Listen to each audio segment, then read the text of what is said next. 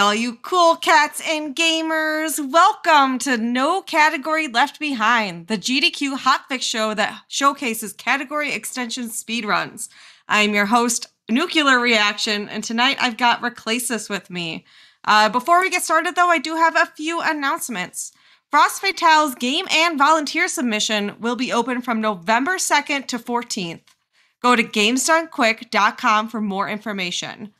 Additionally, Frame Fatales has been selected as a finalist for the Game Her Awards.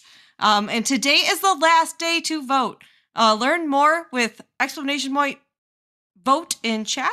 Make sure you get those votes in. If you missed out on any GDQ hotfix shows, check out our archive of past runs and shows at youtube.com/gamesdonequick. If you're watching on YouTube, feel free to join us over at twitch.tv/gamesdonequick to catch out our live shows, starting most nights at 7 p.m. Eastern. And while you're there, Hotfix is funded in part thanks to your subscriptions and bits. Please consider subscribing to help fund future broadcasts.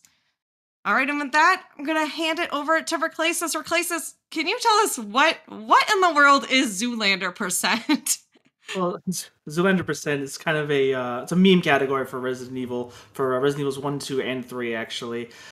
Based off of the movie Zoolander, where the main character cannot turn left. So, because he can't turn left, neither can we.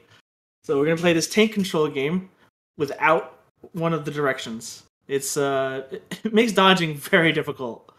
Yeah, that's how did this category even come to be? Because that is just when I was looking through different category extensions, this was one of the more wild ones I think that I found. We have a few runners who did this for Resident Evils 2 and 3. I believe it started with those two first, and then we were approached about it being a brand new category. One of the mods at the time, Clicks Gaming, said if you could get 3 runners to submit runs for this, we'll make it a category. And we ended up getting 5-6 people just immediately throwing runs in. So they got let's do this. And that's when I got into it. I got into it shortly after those videos came out.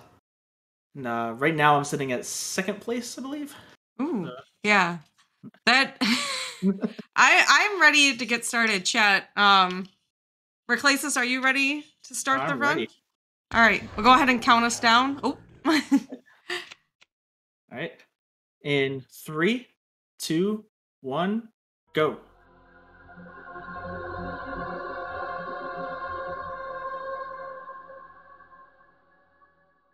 I'm going to start off right away with a cutscene. We just landed in the Arclay Forest. We're looking for our compatriots, the Bravo team. We are the Alpha team.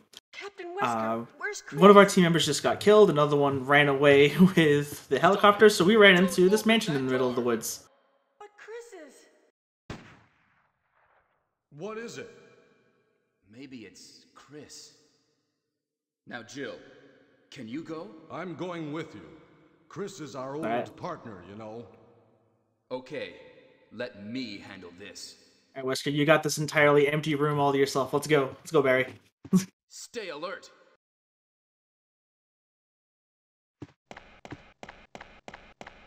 A dining room. Alright, so right off the bat, we're not going to see anything too different. What? What is this? What is it? Blood. Jill, see if you can find any other clues. I'll be examining this. Hope this is not Chris's blood. So while Barry investigates that, we're going to grab this emblem. And then we're going to show you all what you're going to be seeing for the next 50 minutes. A whole lot of that. Barry? What is it? Watch out! It's a monster. Let me take care of it. The voice acting in this game is legendary. Yes. What is it? I'm a big fan of just the campy horror stuff, and this is Oh yeah, so good. Let's report this to Wesker. Add in the fact that you can't turn left. Alright, so now we're gonna go tell Wesker what happened, but he apparently couldn't handle an empty room. Wesker! So we need to look for him. Help me look for him, Jill. And don't leave this hall for the time being. Alright, time to put my detective skills to the test. And he's not behind this pillar, he's gone. He's completely gone. Find anything, Jill? Nothing. What is this all about? I can't figure it out. So as far as the at all. route goes, the route's only slightly altered from the normal any percent route. We'll be picking up a little bit extra ammo for later in the run, It can't be hard. because Let's search for later we ourselves. get introduced to hunters, and they are next to impossible to dodge without using the I'll left try the arrow. door on the opposite So side. we're gonna end up killing them rather than dodging Mansion them. is gigantic. We could get into trouble if we get lost. Have you had a lot of We should runs start from die the by first floor, accidentally okay? going right? And How do you like Jill, prevent yourself here's a from lockpick. going, or sorry, from turning left? Some runners go into their files and disable their left input Thanks. completely. Maybe I need it. When I do this, I'm not very good when it comes to technology or like messing with files and stuff. So I just Let's meet up in this hall. try really hard not to hit left. This time. So I've had quite a few runs die to accidentally turning left. And I can imagine due to like muscle memory from probably other categories you run, Oh, that could be an issue as well.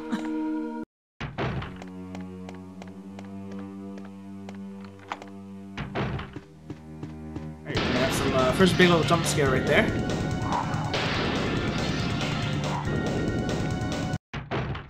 I love just like the vicious dogs attacking you, and you're just like ballerina twirling Yeah. to turn around.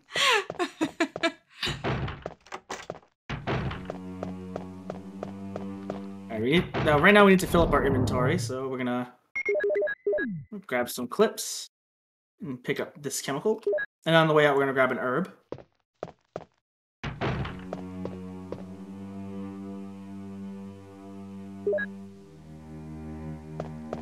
And then when we go up these stairs, we're gonna take some intentional damage. And hopefully, we're only gonna take one bite. Oh, we're gonna take two. He's being. Oh god, we might actually take three. He is not getting out the way.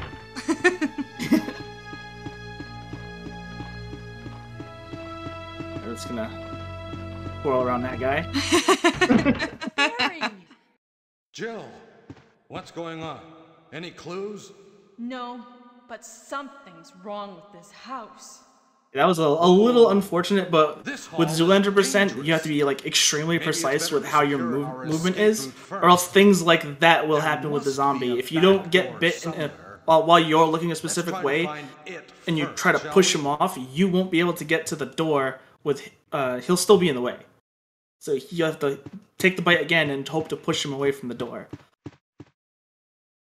Now, the reason why we filled up our inventory is if we had inventory space, whoops, we would have had to sit through a longer cutscene with Barry. He would have given us ammo. But we don't want to sit there and actually, we do want to listen to him talk because of the dialogue, but it's slower. So let me get this bazooka.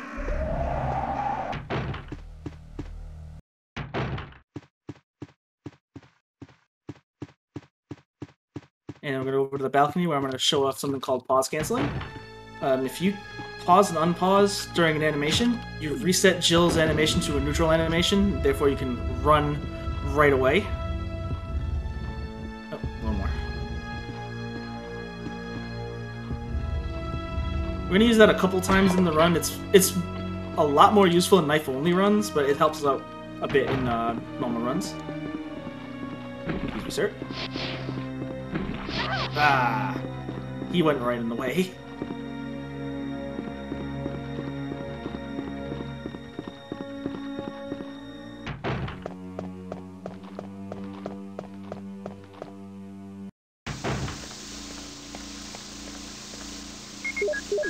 Right. And again, zoom 100%, we have to do, normally would be a very easy, like, oh, just turn a little to the left and put this in. No, it's multiple No. turns to the right. And for those who are just tuning in, Zoolander percent is a category where we can only turn right. We cannot use the left input at all during the run. and it's based on the movie Zoolander, where the main character cannot turn left. Alright, so right here, I'm gonna run a little bit towards the door, then turn, because if we just run straight and then try to turn, that zombie will aggro and bite us.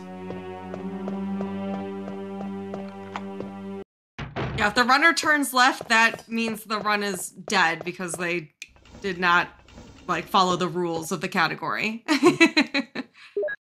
Reclasis was saying earlier some runners will like disable the left input button, but Reclasis is playing a little more risky and doesn't have the left disabled.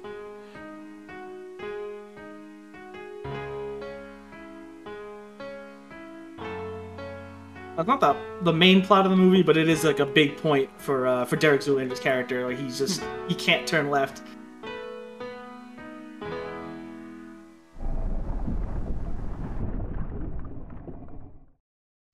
Now I gotta spin over that.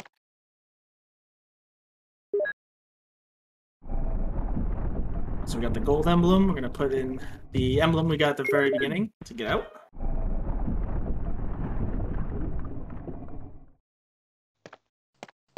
Oop, there we go. One really rough thing about this category is if you're off your lines even slightly, you have to spend an extra, usually 2 seconds, just spinning in place to try to reorient yourself. And there are some points where it's very stressful, like when multiple dogs are running after you. Oh, I got that first try, nice. Sometimes you end up inspecting the broken statue or the vase when you're trying to get that.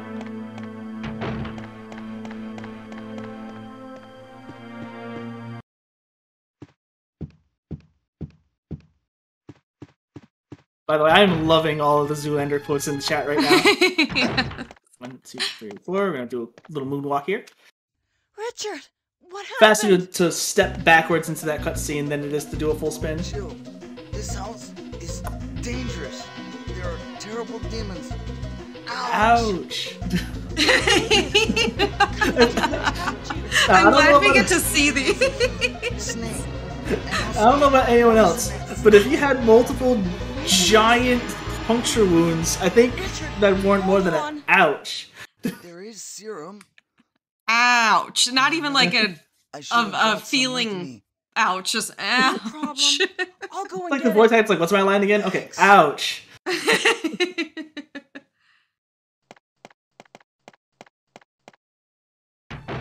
we gotta go get his serum.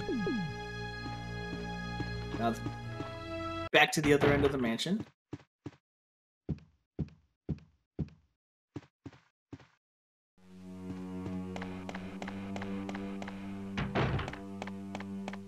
All around the way, we're gonna grab this key over here. I can't.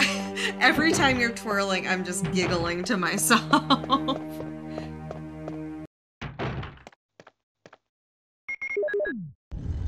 I hope I'm in the right spot to pick that up. Because sometimes if you spin too much, you can put the eye in, but not pick up the emblem. All right, we got it. And again, every single time you're slightly off with your movement, you have to stop, do a full turn in order to get where you're going. All right, this guy's a little bit of a jerk sometimes. All right, we got past him.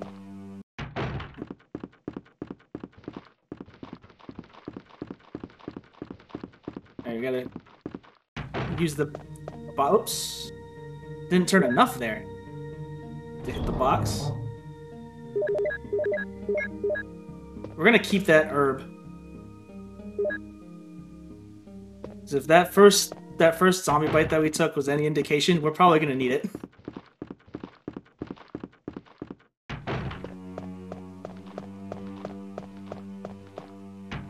Are the zombie movements in this game pretty predictable, or? For the most part, yes. There are a few zombies that have the ability to do something called turbo, where they either end up moving faster than normal or they aggro sooner. Mm-hmm. We're gonna experience one of those zombies in a little while, but for the most part, you can like manipulate where they're going. Here's the serum. Richard, hold on. I'll give you a shot now. Jill, I love the moonwalk into the radio. cutscene there. You should keep it. Yeah. I'm. Not only is it faster, it's more stylish. Mhm. Jill, be careful.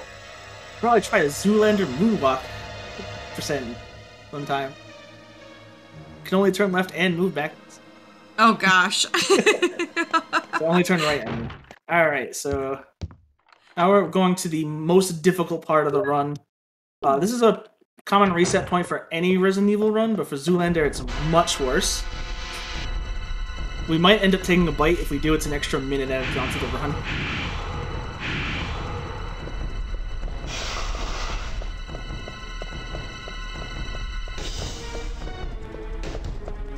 Right, we're not getting it fast, but we're not gonna get it. So, because I didn't get that as quickly as I wanted to, we're gonna do a safe strat to get out. We're gonna wait until Yawn comes up to us, and then we're gonna run on the inside to get out.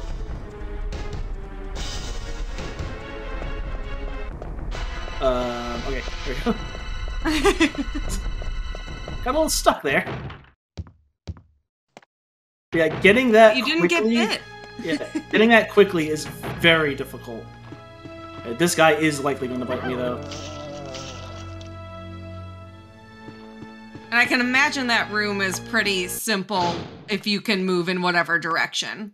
It's a lot easier, but it's not the simple, like, the most simple thing. That actually is a big barrier of entry to a lot of new runners to even any percent.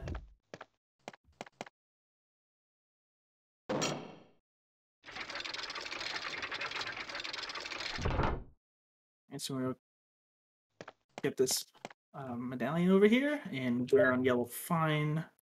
We're gonna take at least one more bite on the way out here. This zombie is very difficult to get around.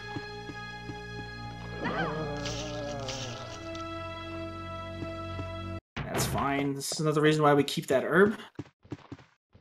See, right there, just slightly off of the stairs, and we have to do a full turn. So we're gonna aim, cancel the aim to get past that zombie.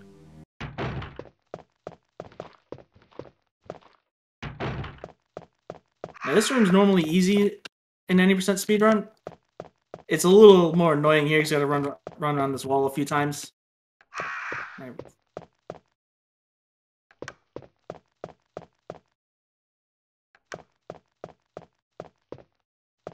Uh-oh.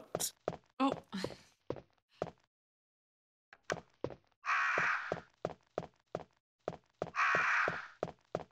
Yeah, for those of you just joining us, this is Resident Evil Zoolander percent, where the runner cannot turn left. It's based off in the movie Zoolander. The main character cannot turn left.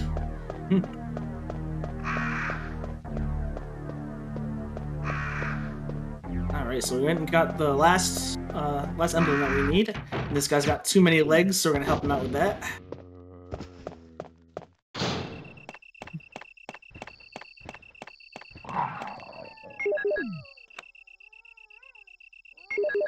On the next room, there's a trick that we can do called Quick Crank.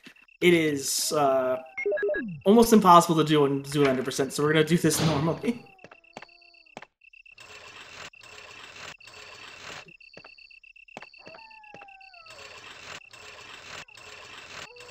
Normally in any percent run, you can clip Jill's hitbox between the stairs and that little box that's next to them to push this a lot sooner.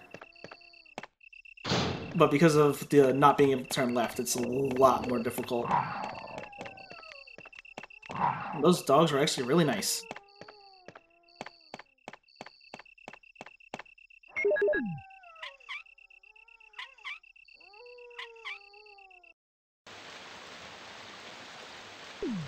Alrighty, so now we're gonna go over this bridge. On our way to the guardhouse. We're gonna encounter a couple dogs on the way. And we might end up taking a bite or two, but I am gonna try to run circles around them.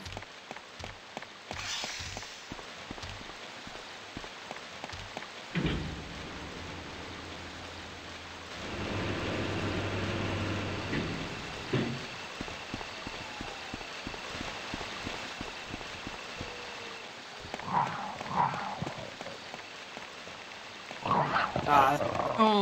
That one tends to get me.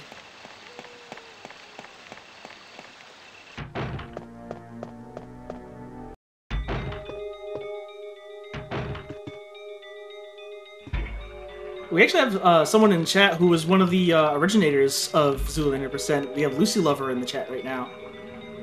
Him along with another runner named Holy Soul actually were the original people to propose this as a category for Resident Evil. It looks like we have Holy Soul also in the chat. Oh, really? Oh, okay. Got a little caught in that corner there.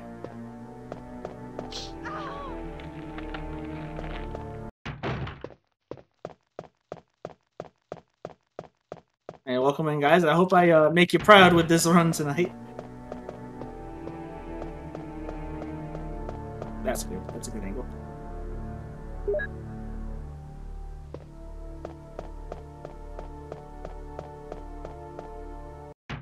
And we're gonna use that green herb when we unlock this door.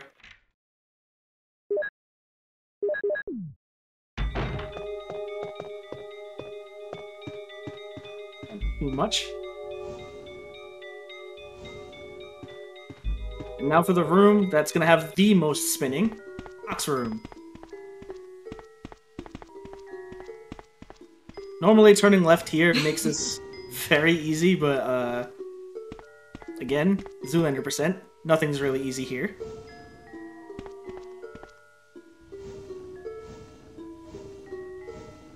No, you cannot menu left either. There'll be a few instances where you have to inspect an item. We have to spin it all the way to the left, to the right, rather than turning it slightly to the left. Oh, I didn't know that. I thought it was just the character couldn't turn left. That's interesting. No, left input is completely unable to be used. There's a PC later on that we have to type on. We have to move the cursor all the way to the right. Oh gosh.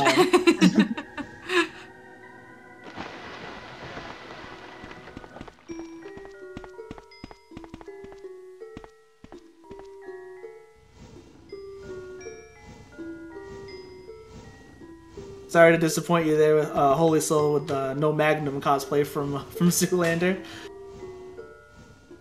I unfortunately didn't have the time to come up with another cosplay. Alright, so the box room is done. And now to encounter the most useless boss in any Resident Evil game, Neptune.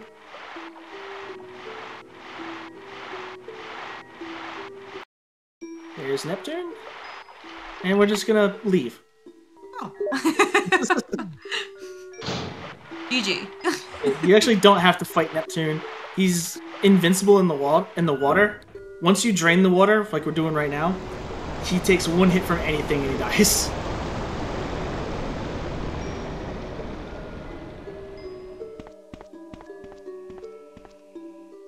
And in a normal run, you just tap left to do that. Here, full turn.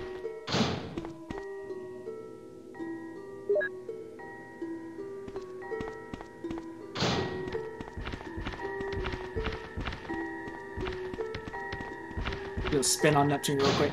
Just.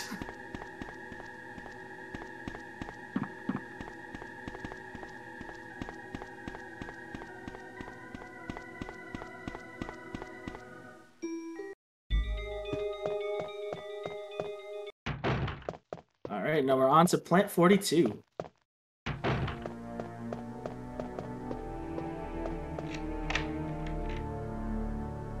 What's that? This room's a little annoying because of how everything's placed. So you have to do multiple turns to get to this bookcase.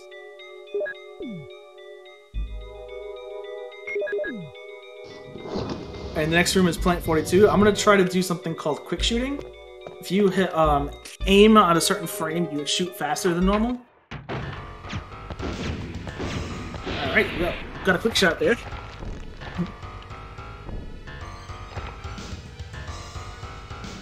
And another very simple... A lot of the bosses in Resident Evil 1 are very simple to kill. Like, three shots here for Plant 42. We're going to fight another boss later. It's only 4 shots. You just don't even need to move. Remember, this was scary when we were kids. We were Barrett's going in to save the day with a flamethrower that have no idea where he got it. He just has it.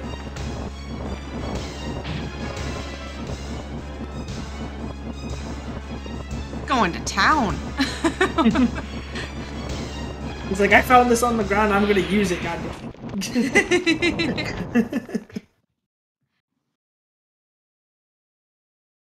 Don't recognize the song.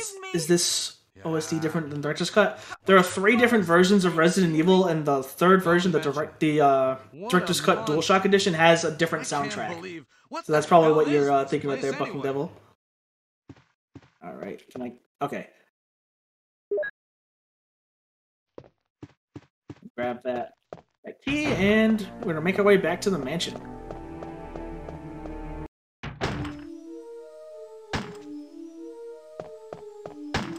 Wesker. Jill. Here we got Wesker shooting at something we can't quite see yet, but when you see what he's shooting at, makes you question some things. Like, You this disappeared just from the why? hall all of a sudden. I'm sorry, but I have my reasons. Perhaps you guys have met them? It was all I could do to protect myself against those strange creatures. Is that right?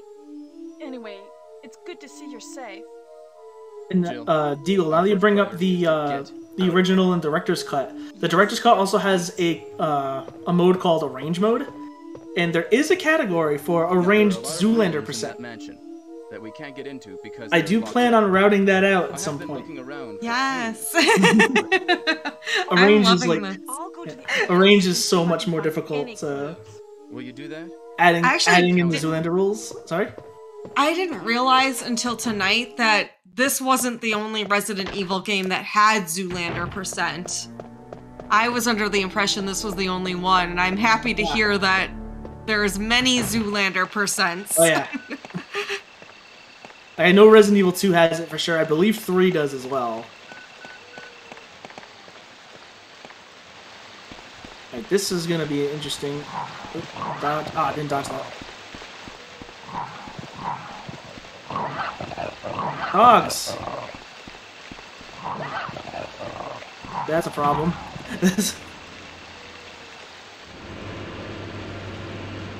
Because of how that room's laid out, you have to do some fancy dodging to get past those dogs. And I'm not good at that fancy dodging in that area. So we're gonna pick up a first aid spray when we get back to the mansion. So we should be okay.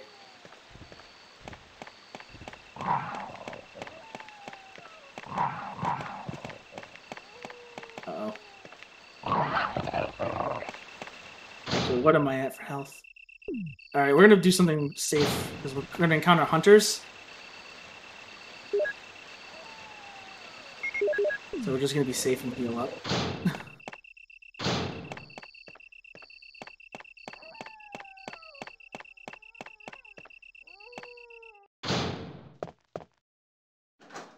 Alright, now we got our first hunter.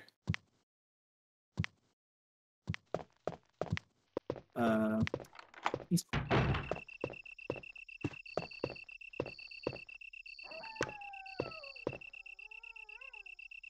Run caution. Hopefully we can get past this hunter with little issue. There we go.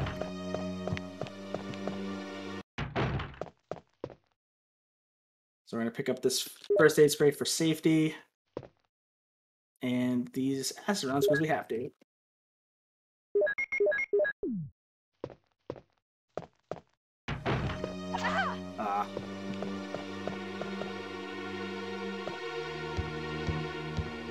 So what am I at for health? Caution. Okay. Alright. I'm gonna go right behind this guy and we're just gonna spin on him. Really? Didn't realize that corner didn't have a hitbox on it. Should have opened the door there. Alright, because of how low we're on health we are, we're just gonna do normal shots. If you fail a quick shot, you drop your aiming.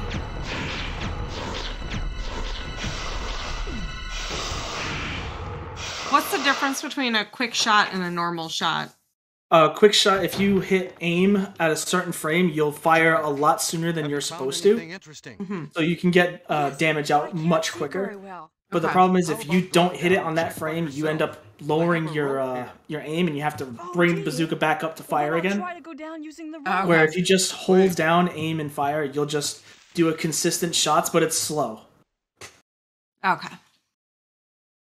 So it's kind of like a high risk, low reward kind of thing. Mm-hmm. You do get some time save, but if you drop it, you lose more time than you would have saved Sorry, Jill. from doing it. Wait. I'll go and get another rope. Barry? Barry? Alright, Barry's gonna get another rope, and we're not gonna wait for him. Instead, we're gonna jump into this this grave with a ladder in it.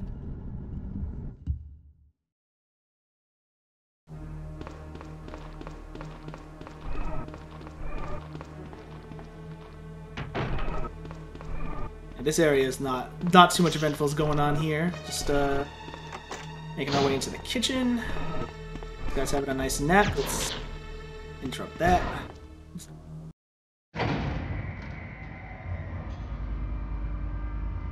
Oh my god, is someone actually keeping track of how many spins I I've was done? gonna say, I appreciate the person in chat keeping track of all the spins.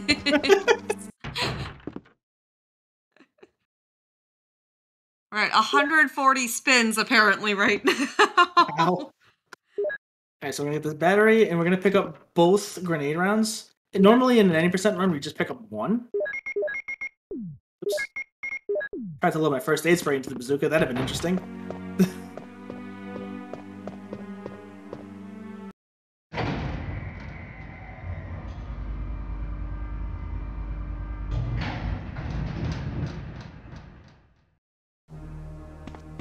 And now we're gonna meet a zombie we in the community called Gordon Ramsay, because he likes to come down into the kitchen and yell at us.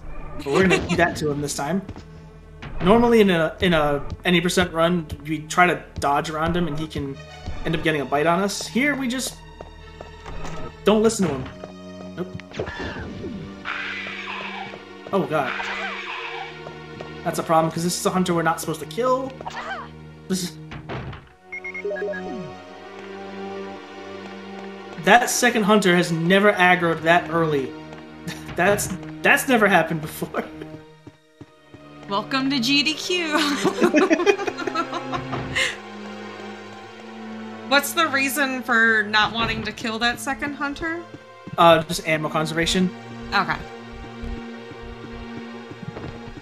Because instead we're gonna kill this hunter that's in here. He's gonna pop out around the corner, and we're gonna immediately do that.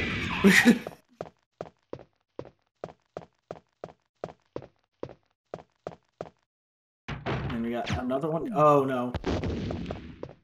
Alright, so if you pause cancel too early, that happens.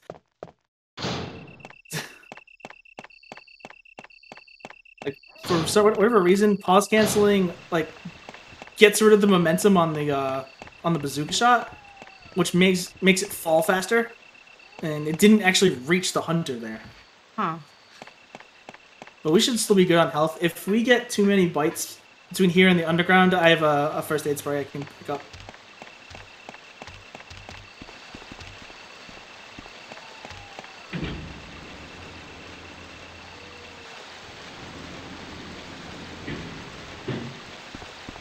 Right, these dogs spawn in random spots. That was not a good spot for that dog to be, but he missed.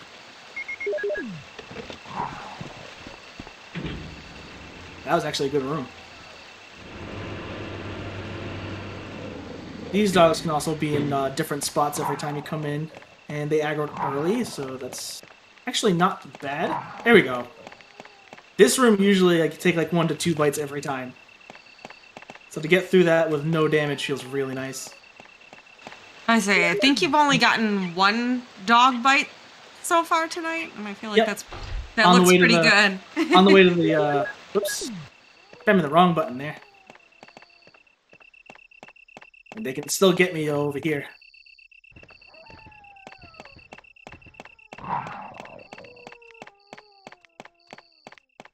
That line looks good. There we go. if you try to run along the wall there in Zoolander percent, you'll actually get stuck on a corner and not be able to get into the elevator there.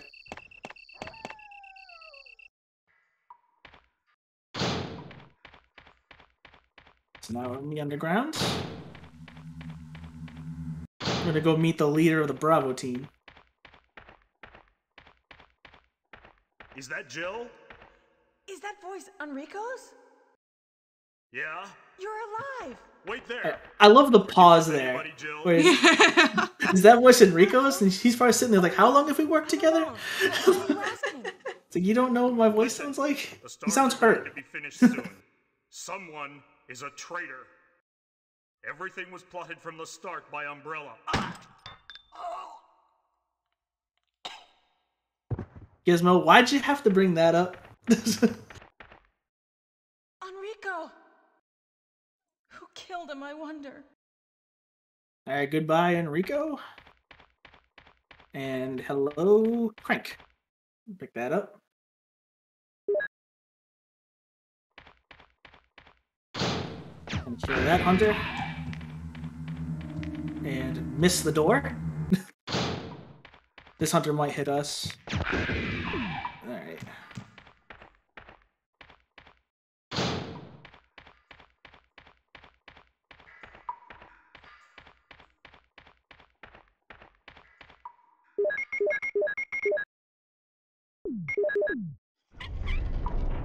A little bit of a missed menu there, but that's fine.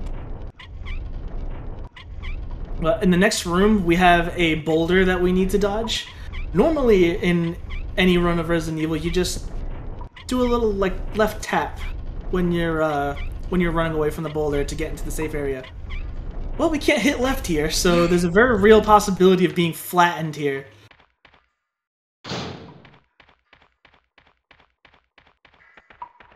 That looks good.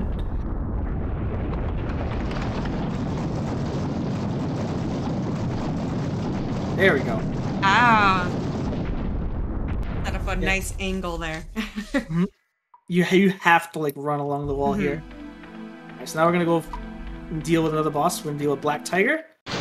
So we're gonna take out this web by shooting it from behind and then leaving. Jill's hitbox like moves back when you aim, so that gives you enough like splash damage. Oh my god, this trigger! There we go. I tried to do a swag strat there and hit that trigger a lot sooner. It didn't work. But anyway, the webs for Black Tiger. If Jill runs right up to the door, aims at Black Tiger, aims up and fires, you hit the webs that are directly behind Jill. And two grenade rounds take those webs out. Yeah, the final boss of RE1, this trigger. It's so small and like precise. I've gotten like pretty decent at it, at getting it before the camera transition, but that's in any percent. I'll say, is that a trigger that's just difficult to hit no matter what category you're running? So is this one right here.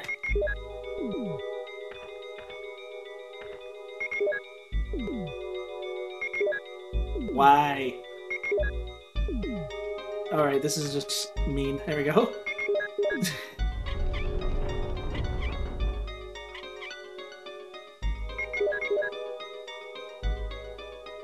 See, even in the menus, we have to turn right.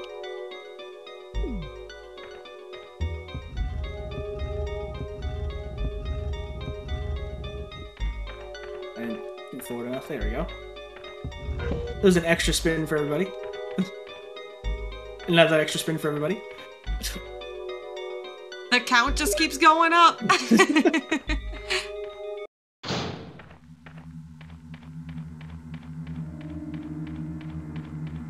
Keeping the counter on their toes here.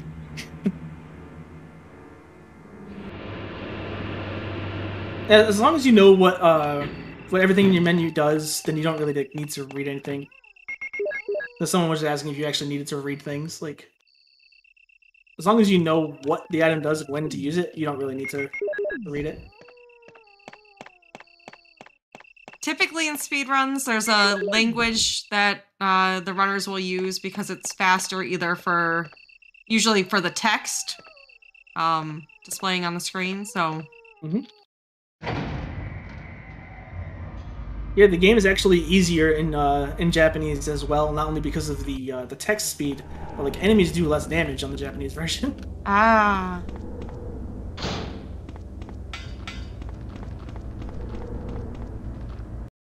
And we're coming up on a difficult part of any speedrun for Resident Evil, which is the lab PC. It's a little more annoying on Zoolander %. Again, because we can't hit left. So we're going to type in username John, password Ada.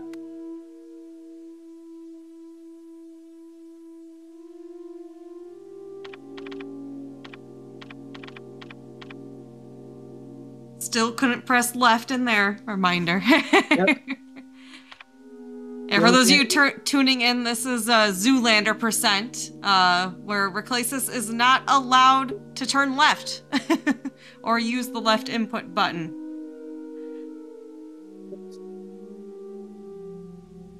Had a little mistake there, but it's alright.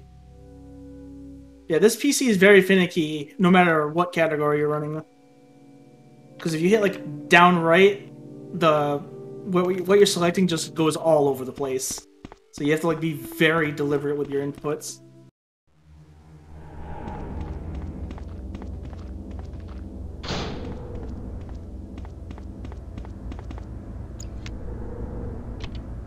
Gonna hit that switch without even looking at it.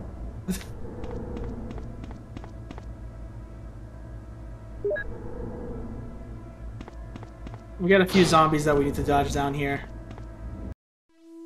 So let's see how this goes. These two right here. Ooh. That was actually nice.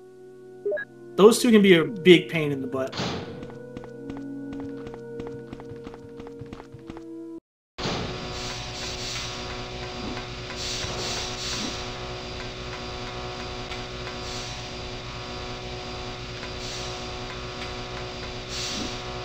Okay. Had to back up a few times there to not get hit. These guys can be a little unpredictable.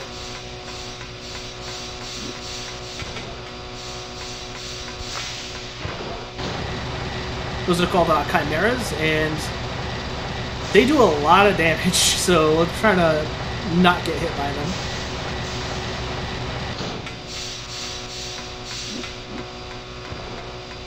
Would you say they're also difficult to dodge in like an any % run, or is this normally more so a Zoolander % problem?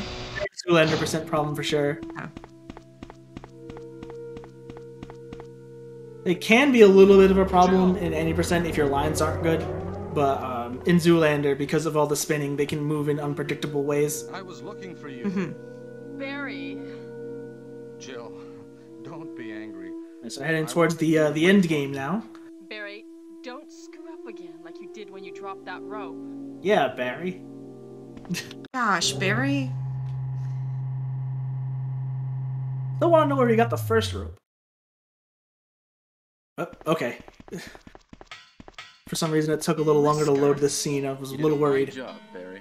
This game does have, at least for me, sometimes it has like a tendency to crash between cutscenes.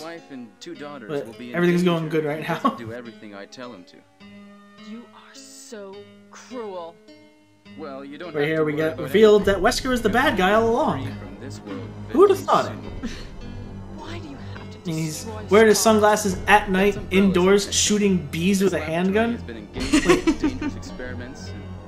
Can't think of anything more evil.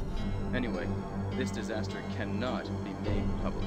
Now, we got a little while in this cutscene, That's so why stars nosing about is if you guys so want to see more Zoolander runs or you're a more slave Resident Evil in well general, enough, I do along quite a with bit of Resident Evil 1 runs monsters. on my my I Twitch think channel, you misunderstand me, twitch.tv/Reclesis. To me, the I also have monsters you a YouTube channel that I put offline I'm runs going to on, burn all of them together with this youtube.com/Reclesis. entire laboratory. Right now I'm kind of going back and forth between Resident Evil 1 and Saga Frontier, which is a JRPG.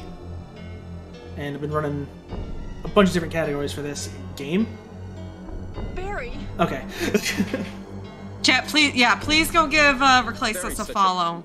He'll be You under want the more control of Umbrella content like this and other How come not both so Umbrella maybe and you can meme intimidate categories, him by but taking his family as hostages? Yeah, I'm probably focusing on PC Well, version, I the intimidated 100% him, runs but it of had this nothing game to for a do little with while. Umbrella.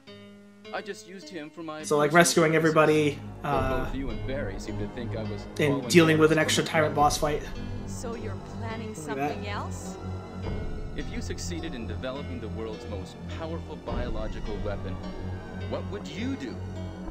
What if you were in charge? You must stop this now. You're a brave girl. But if I were you, I wouldn't give up such a big discovery. You guys are idiots. No one understands its real value. So Oh, he's the one who what's called us an all idiot, the and he hasn't, research? just killed us Better yet. I'm going to show you the tyrant. he has to do his villain monologue. Yeah, it's like, let me show you this thing I worked on. At least we're not playing Chris. Chris straight up laughs at him here. Tyrant virus is a super virus, which creates a monster which is much stronger than human beings. Tyrant is the most powerful biological weapon in the world. You don't mean you're experimenting on real people? This And is from here on out, the run's pretty all straightforward. this We're gonna shoot Tyrant 3 times. We're gonna For the Just sake of an leave. awful creature? like, there's not too many upset. too many rough dodges from here on out. People exist to be eaten.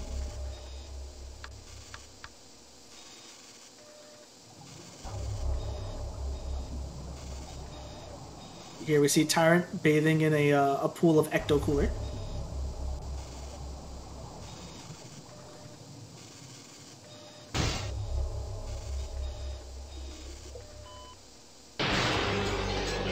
Right, that little freeze right there always happens on the PC version. Not sure why, it just does.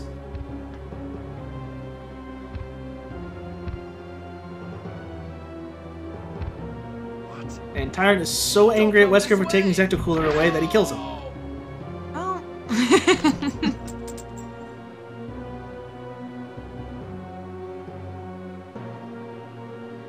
Being like the big end boss of this game, he's a very easy fight. What it does. So, I feel like that's been the theme with the bosses here. 1, 2, 3.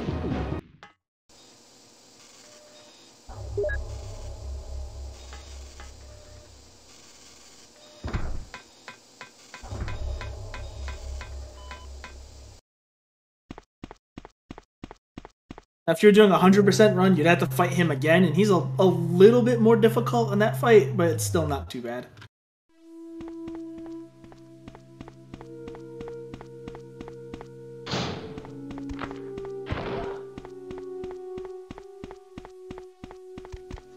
This room is a little annoying, and oh, whoops.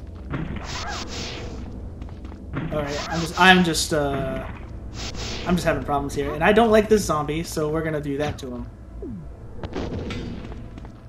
He doesn't have to die, but he has killed so many of my runs when I was learning this game that I just needed to do that. Barry? Just gotta let him know. I'm really Yeah. embarrassed to see you now. We in the Resident Evil community call him Rob Zombie because he robs you of your runs. It's over, Barry. Wesker's dead. And we get the saddest So- cutscene in all of Resident Evil 1, the death of Barry. Will you do me a favor? This is my last wish. Please give this photo to my family. Will you? Sure. Forgive me, Jill. Oh. Goodbye, Barry. Barry, this is a speed run. So many times we're sitting here hitting action going, please die faster. And he gives us a picture of Bob Ross there, and we leave. It's actually him and his kids, but he looks strikingly a lot like Bob Ross in it. If there is anyone alive, contact me now, okay? This is We're getting our last few spins in.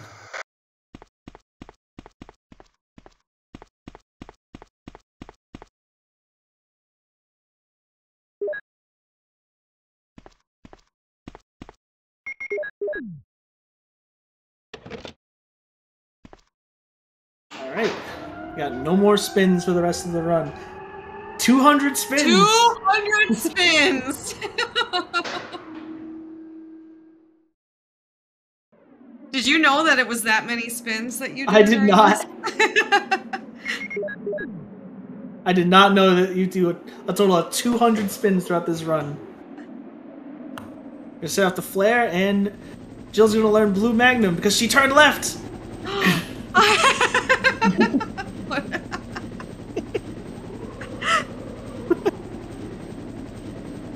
201 spins total. Thank you for that, Acid PQC. Thank you. All right, we got time coming up. Time is called right when the next cutscene starts.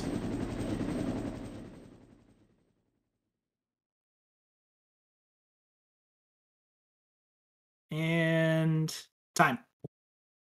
GG. Oh my goodness. 200 spins.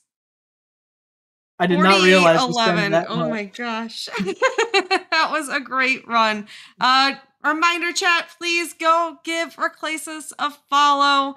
He does tons of Resident Evil runs. And remind me what the other game is you're running right now? Saga Frontier. It's a JRPG. If you like JRPGs, if you like more Resident Evil action, please go give Reclasis a follow. Thank you so much, Reclasis, for showing off a Zoolander percent for us. No problem. Thank you for having me. All right, chat, we are going to take a quick little wellness break, so make sure you get up and stretch, and then we will be moving on to our next run, Resident Evil 2 Remastered No Knife by Hazeblade. So make sure you stay and check that out as well.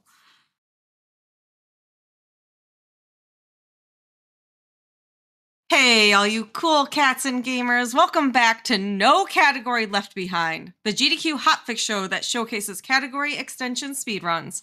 I'm your host, Nuclear Reaction, and tonight I've got with me Hazeblade, as well as 7 Ray D and Lucy Lover on commentary for Resident Evil 2 No Knife. We're going to be doing two different runs of this as Leon A and as Claire B. Before we get started, though, I do have a few announcements. GDQ Sum of Best segments is now launched on YouTube. It's a highlight channel with regular videos like our main channel, but with small highlight reels for all of our main events and hotfix. Make sure to tune in tomorrow for Game Masters at 7 p.m. Eastern. Feature Beginnings and Dangers with Fall Guys Bingo, followed by Time Capsule with Part 2 of Assassin's Creed Black Flag. I'm going to go ahead and turn things over to Hazeblade, and if you all could introduce yourselves and what you're doing today. Hello, everybody. As Nuclear mentioned, my name is Hazeblade. I am a variety speedrunner that streams on this lovely platform called Twitch that we're all here, enjoying this evening, or depending on where you live, it could be morning or afternoon. Really depends. We have a global audience, of course, but I am joined by two legendary speedrunners, 7 Ray D and Lucy Lover. Introduce yourselves, guys.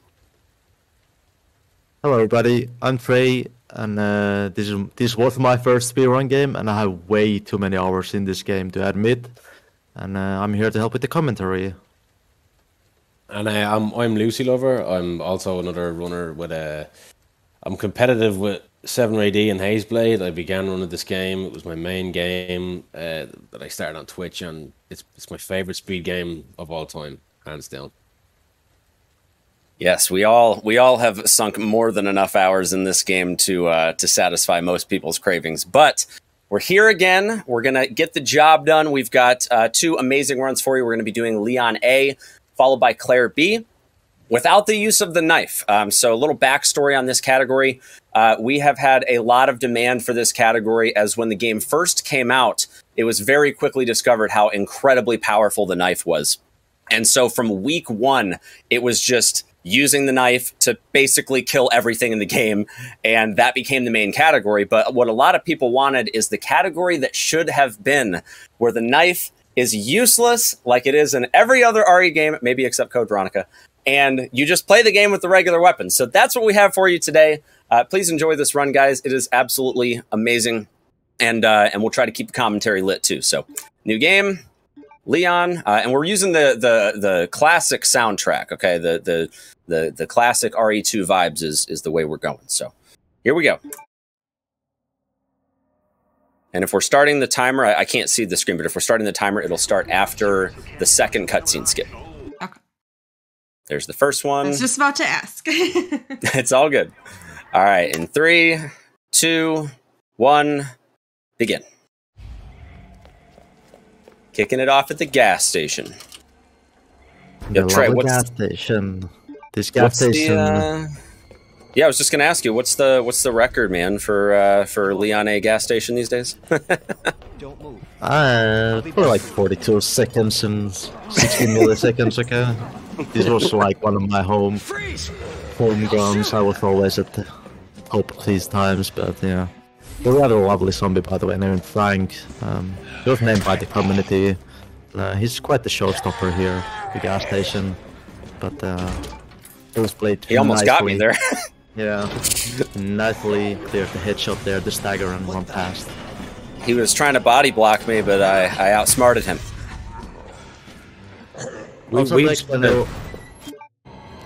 Sorry, go ahead. Go ahead. I was just about to explain also, like, one of the rule sets.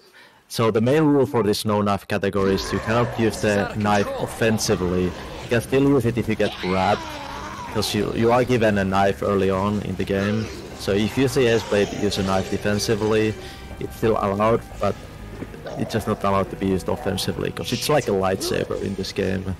So yeah, it was so notorious when the game came out first, because everybody was just a lot of people were kind of complaining about the fact that the knife was just so overpowered. It made boss fights unbelievably quick, and that's where the inception for this run kind of came about, because I think everybody expected the run to be more like this, where you're using weapons and you're picking up grenades, flashbangs, ammo, you know. This is actually a little bit more interesting, I'd argue. Yeah, I think so too. The last run, we had the option to disable the left input. There's not really an option like that for this game, is there? You just have to kind of remember to not use your knife. So basically just don't pick up any knives. It's kind of the rule of thumb, but in the A scenario, you are forced to pick up a knife, which you'll see that here in a minute. So Marvin, our good RPD lieutenant here, that is supposed to be Leon's boss, but obviously that didn't work out too well. He gives us a knife to progress into the next area, and again, as the rules state, you can use it defensively if you want to, but you do have to kind of set up. Oh my gosh, bad RNG even during practice too. Normally you just run right by those zombies, but sometimes the zombie on the right, he'll kind of like body block a little bit, and that's exactly what happened. But yeah, so you get a knife from Marvin, who is meeting up with us right here. And if you want to, you can choose to just go ahead and discard that as soon as you open this up here. But again, if you want to save it for defensive purposes, you're more than welcome to do that. You just can't use it offensively. So using it offensively would be to hold the spacebar like this and then actually use the fire button. Which, of course, we're not going to do that. That knife is essentially a key item in the game, really, because it allows you to progress further into it. So you need that knife to actually continue. You cannot actually even discard it until you open that box. So, really? I didn't know. Yeah. I never even tried. I never even tried to discard it. Yeah, they literally don't let you like remove it just so you can progress. Because it would be a soft lock technically, wouldn't it? Because you wouldn't. Yeah, it would be. Not that that's anything uncommon to Resident Evil games, but... Do you find yourself using it defensively a lot, or does that not really come up? I would say for, like, new runners, it's pretty common for new runners to want to go ahead and save that for defensive use, but I'm not gonna preface anything or try to make myself out to be any better than I am, but let's just say that we're gonna try to make a point not to use it defensively during this run. I mean, to be very honest, it's actually probably, like, if you're going to go with the most optimal strat, it's probably more optimal to use that knife defensively on a certain zombie about I think it's like 12 minutes into the run, where you stab a zombie at a shutter because you're waiting for a shutter to open. I mean, if you are going to go for the most optimal thing, I think that might be the most optimal strat, but... I'd say you're probably right. Yeah, look, since it's downtime anyway and you don't have to menu for that. Exactly, yeah. I guess we could talk a little bit about the mechanics of, like, all RE mechanics and what we're doing in speedruns. So you probably have noticed on stairs we're, like, tapping an aim button. This is called stair skating, which just... It's just basically a couple run steps from stairs, instead of the normal, like, walking on stairs animation, which is faster. And I guess, Luffy, you could explain about DA, maybe. Yeah, so the DA in this game is actually a really important factor. What DA is, it stands for difficulty adjustment. So basically, it's like a system in the game that measures how good or bad the player is doing. So the fact that Hazeblade is picking up a lot of bullets right now, the game is kind of making it slightly harder on him. So in ways, it'll be making the game harder in ways like zombies will be, you know, they'll be more resilient. They'll deal more damage. There's little subtle ways that the game makes it harder on you. So usually, you'd ideally want the DA to be lower, especially when you go into the labs, which is in the final hurdle of the game, where there's multiple enemy types. So DA is really important. You actually take a deliberate bite somewhere in the game in the regular one. I'm not quite sure about this category, but DA is a very complicated kind of beast, and it can kind of be a headache for speedrunners at times. Did you guys see Callahan try to just ruin this run? Yeah. Yeah, I was hiding at the door there. Yeah. So when we were using the bolt cutters back there, that zombie, he can be basically anywhere in the room, and he chose to be literally right in front of the door. And I knew that he was going to try to pull something, so I opened the door slowly to see what he was going to do. And yeah, sometimes you won't even see him. He'll just be completely off screen. Other times, he'll make a little bit of an appearance. He'll make his practice as known. well. Yeah, he was. So we are currently in the process of gathering the 3 medallions, which Marvin has reason to believe is going to open up the path to the underground part of the RPD, which could potentially be a way out. So what we're doing at the moment is basically just collecting those medallions. So we have 1 already. We're about to get 2 more. And we're heading to the STARS office because in order to get 1 of them, we have to blow up a fence that's on the 3rd floor. So we're grabbing this battery. We have an interesting line that's going to happen here with the liquor in this room, who can be a... John Cena? Is that what we used to call him? I don't even remember. Randy Orton. He's Randy Orton. Oh, yeah. He just comes out of nowhere, that's why. Yeah. So we're just going to juke him like that as part of a safe strat there. Yeah, I knew it was some wrestler name. It's been so long since I've ran this, I don't remember what you guys call them these days. These medallion, correct me if I'm wrong, but as far as I'm aware, these medallion puzzles are the only puzzles in the run that are somewhat RNG based. Like, they're actually pretty RNG based. Oh, he's coming. Oh, unlucky. Yeah, it was just bad timing. It happens sometimes. But there's a lot of... Go ahead. Yeah. There are only RNG puzzles in Leon Run, but on Claire we do have an extra RNG puzzle, but we'll talk about that when we get to the Claire Run. Yeah. Well, yeah. For the record, that zombie that just bit Hayes, the big zombie, I actually find, I don't know about you guys, but with my experience, I actually find the big zombies to be literally faster than the other zombies because they kind of have this stumble animation that the other ones don't, and they kind of gain momentum when they start moving. So oddly enough, I find that zombie is really fast. You can cover a lot of ground. See if we get a double lunge here. Perfect. We can run right by these guys. Sometimes they're a little delayed in when they will lunge, and you'll get bit as soon as you come off of that ladder. But fortunately, we didn't get that. Yeah, you will have like iframes on the ladders when climbing down, but yeah, occasionally they delay the aggro animation just a little bit, and you get like insta grabbed when you climb down, but not this time. We're heading to our first boss. Oh yeah, I was about to say. I think I'm gonna grab that. Sorry, go ahead. Yeah, so this boss is probably one of the. I guess on standard, it's probably one of the harder and more interesting fights of the no knife. At least I find it. Yeah. Compared to the knife only, because in knife only, I mean, in knife, if you use knife, this boss literally gets through nothing. But yeah, on this category, you actually have to run and aim and like dodge a little bit even. So let's see how Hayes does this. I mean, it's so ridiculous on the normal category. You can kill him with 15 slashes with the knife. 11 if you're Claire. Or is it less than that now? I don't even know.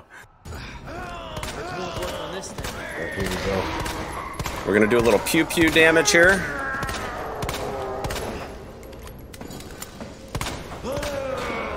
Oh, he's a bad boy.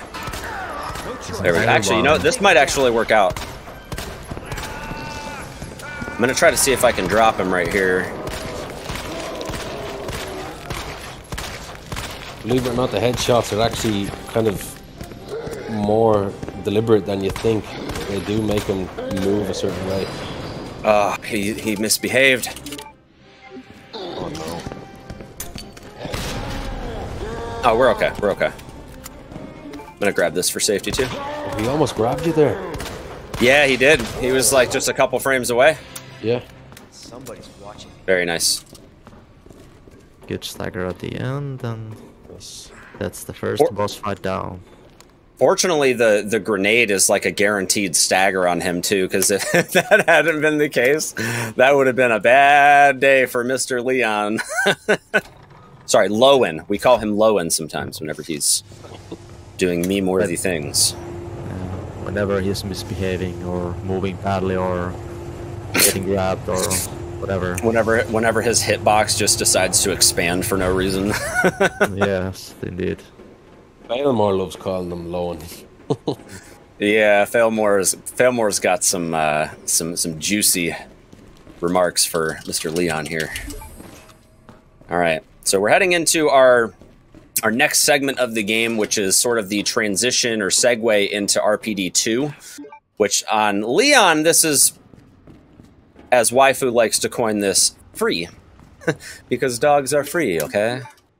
But on Claire, this segment is atrocious, and you guys will see this soon, because the Claire B run, you go through the other side of this parking garage, and it is... What's in there is not the same as what's in there for Leon. We'll just leave it at that. Exactly. We're going to meet up with Mr. Ben, who's got some intel on Umbrella, and he's dead. Okay, that's typically how speedruns work with Resident Evil. You're like, okay, we're going to meet this person, and then we're going to skip this cutscene, and now they're dead. Very fast.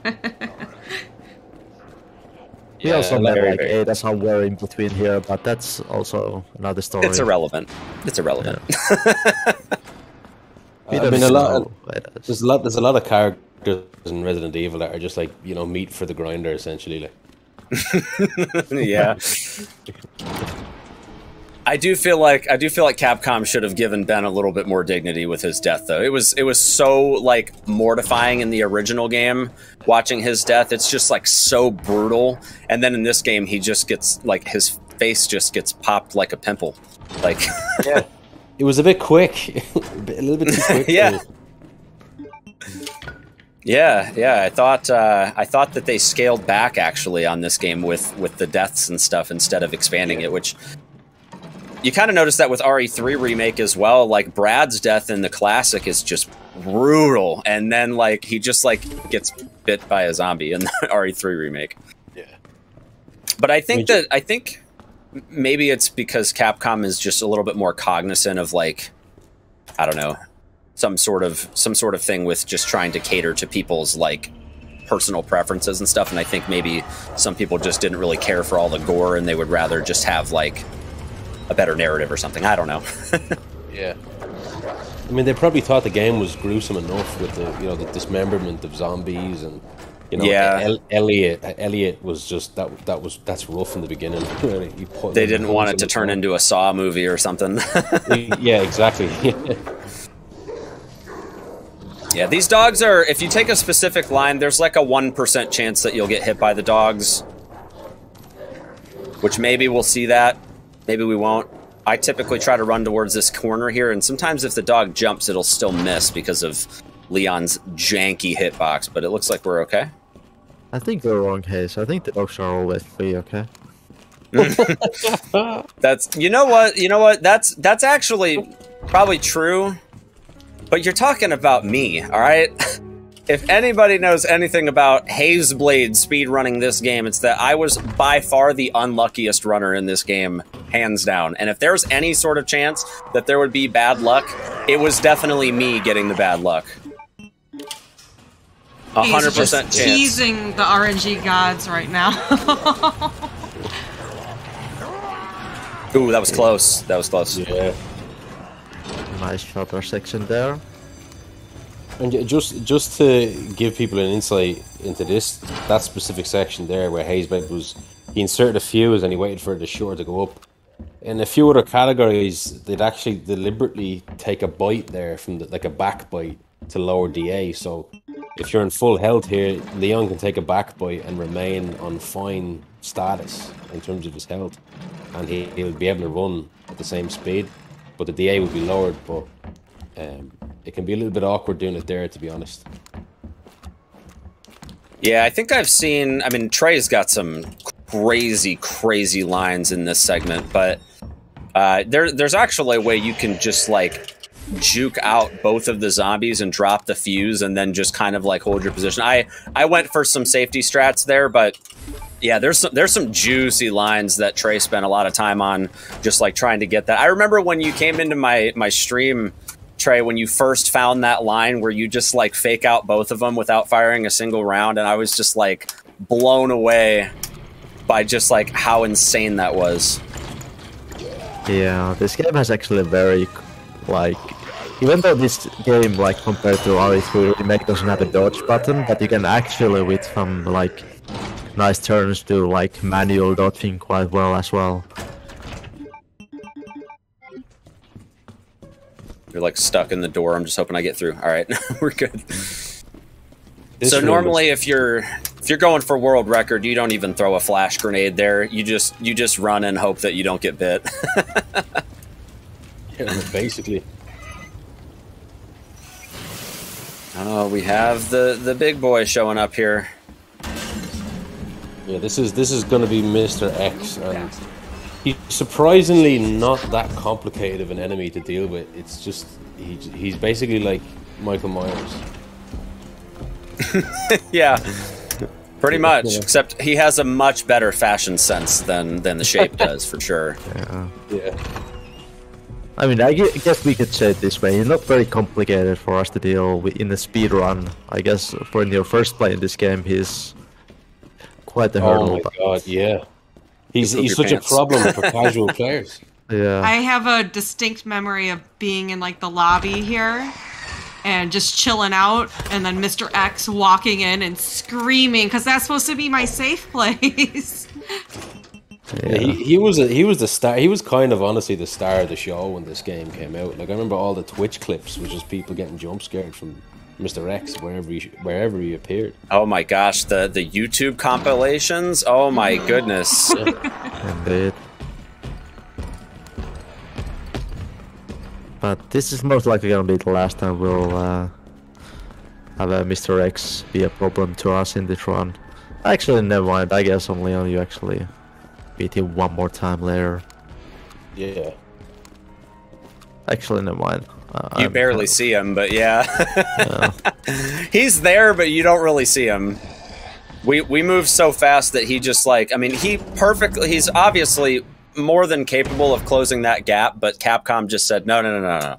We have to save the speedy boy for RE3. So they make him intentionally super slow.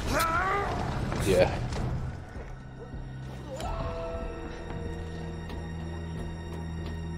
But we're in the process of trying to fix up the clock tower because there's a piece in there in order for us to get the garage card.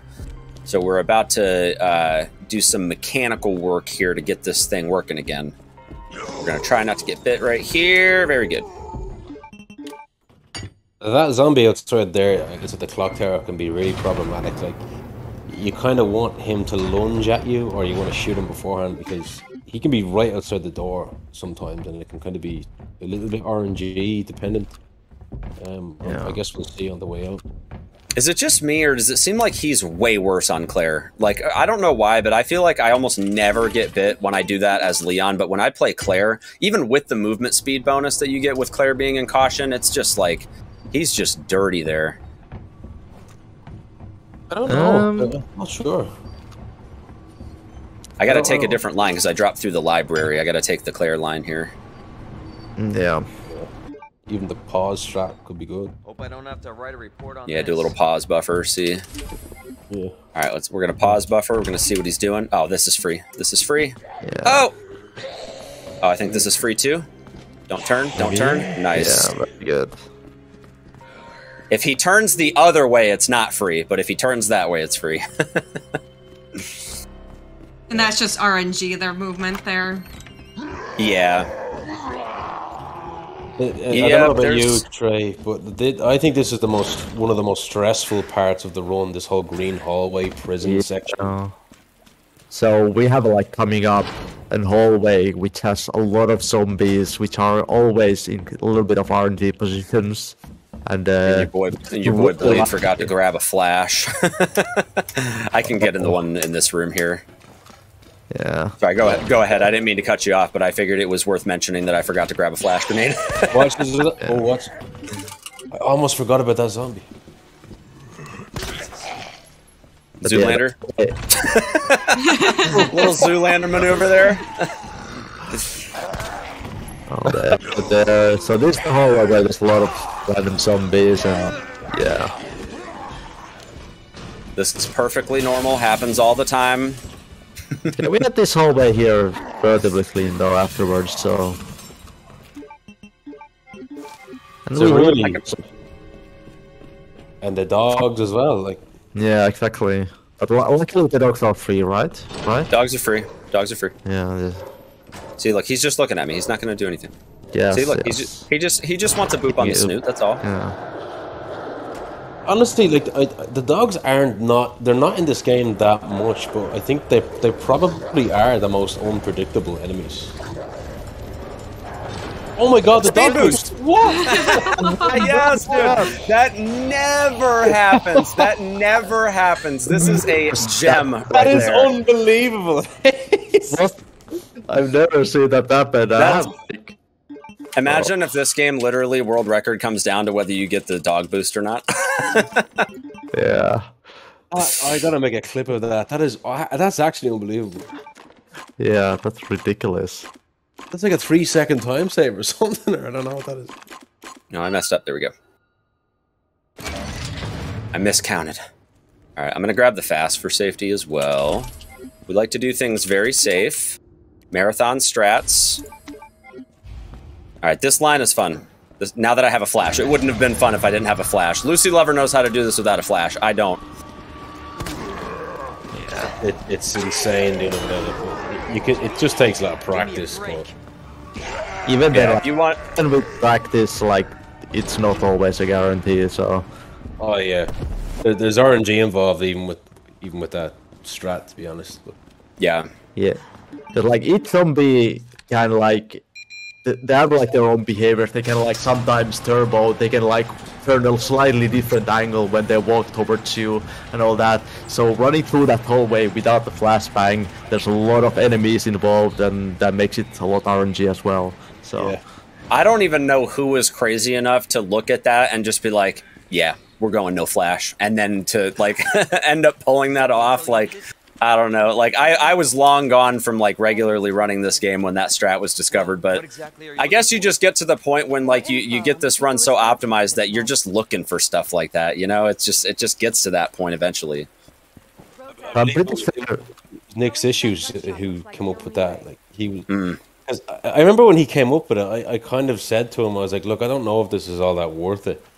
And, you know, and then out of anyone, like, it's probably me or him or maybe Ferretto that use it the most now. I'd actually probably... I'm almost more comfortable doing that, to be honest. Yeah, that's crazy. It's...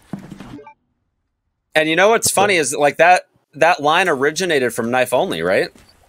Yeah, like that started with Knife Only, and you would think that like a category that does, like, to be fair, Knife Only's grown a lot in this game. Like I feel like everybody that has ran this game has at least tried Knife Only at this point. But yeah, like to think that like a category that normally doesn't get a lot of runners with other RE games, to think that a strat like that was actually discovered from a category extension is actually pretty cool. Actually, kind of like very well, I would say recent, but we've actually started taking a lot of strats from Knife Only, like for the main categories. Like the main categories have turned out to be like just mainly Knife Only now. We started with like using weapons a little bit and knife, but little by little we started weeding out more and more weapons, and now it's just barely like a Knife Only run almost. Yeah, Knife Only and the standard categories might as well just be the same thing now. Yeah, pretty much. I'm gonna just bank this knife at this point. I think we're probably fine without it. Yeah. Don't want to disqualify my run, right? I mean, the standard run, like, people keep joking, Nick's Issues keeps joking and saying, like, the normal run now is basically Knife Only with 2 flashbangs. Yeah, basically. Yeah. That's crazy. Yeah. You know what? Big shout outs to Nick's Issues, by the way. If you haven't checked out his stream, you guys all definitely need to. This man has grinded his butt off for months, and he got record in Leon A Standard. What was it, 2 weeks ago? And the pop off and just like oh my gosh, it was so deserved. That man is a machine, and a lot of people know this already, but if you're new to the community, this man runs on using a controller, and it has been believed for years that it was impossible to get record on an optimized game like this on a controller, and he has defied everybody's previous beliefs, and he got record by, what was it, how many, 4 seconds, 7 seconds, something like that, with a controller, not even on KBM. Crazy stuff. Insane. Yeah, like this game has been absolutely dominated by like keyboard and mouse users for like a long time, but Nyx has always been there with the controller.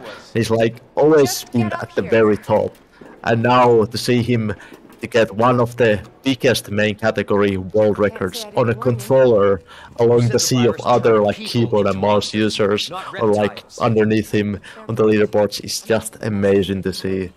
Yeah, he is an incredible runner. Like I said, you guys definitely check out Nick's Issues. Amazing, amazing runner of this game. He deserves all the respect for the work that he's put in to getting that record. And a lot of other records as well. He spent a lot of time on Knife Only too. Yeah, at one point he held all I think it's 18 of them. All 18 records on Knife Only. Yeah. Crazy.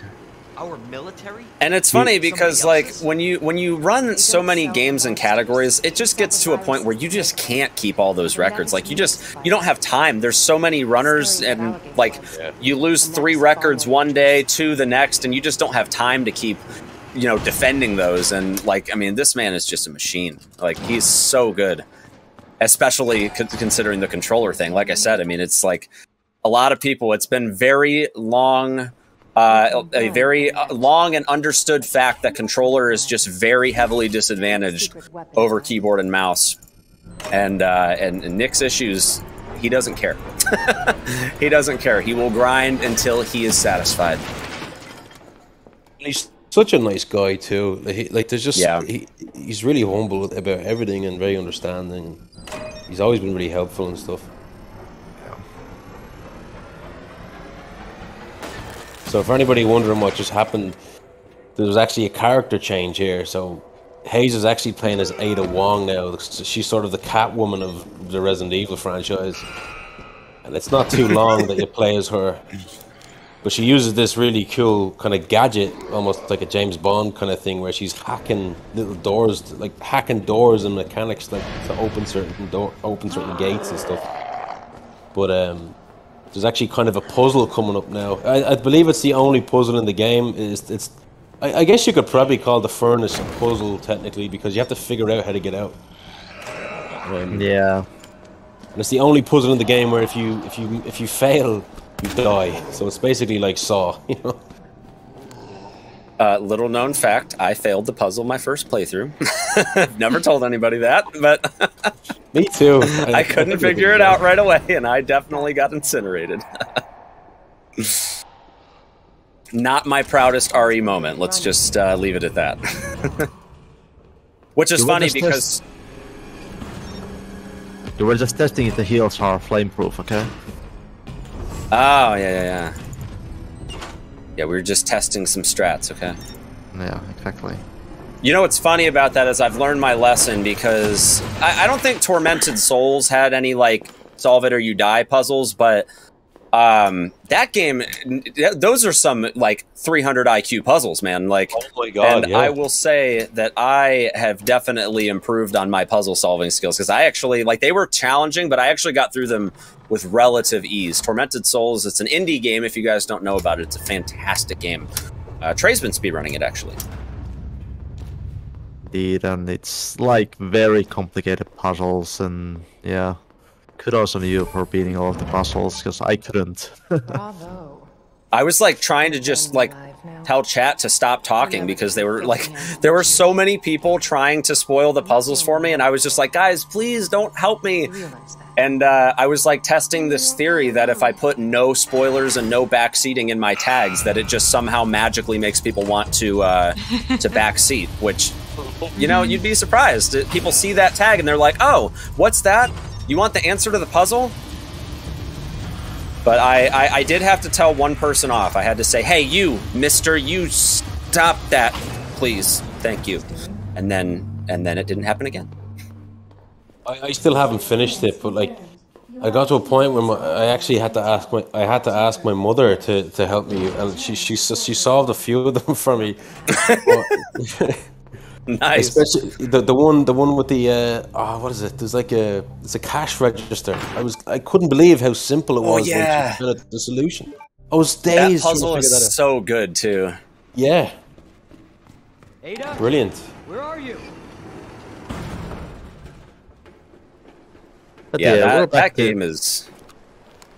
Sorry, go ahead, Trey.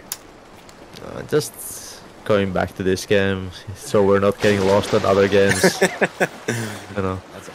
Again, character swap back to Leon, and now we're on the sewers on job to save Ada. But and we're gonna meet some new enemies here as well. Yeah, the G mutants. These enemies are kind of... I find these enemies, like, for newcomers, like if someone starts running this game, I often find that they struggle the most with the G mutants, because they're really physically big enemies, and that their hitboxes are huge. That you can't just run around them. It's difficult to navigate around these guys. You'll see them in a minute, but... Yeah, and on Leon, you don't have the spark shot to save you, so... Exactly. With Claire, you can cheese them because you just tap them with the spark shot and they just completely seize up.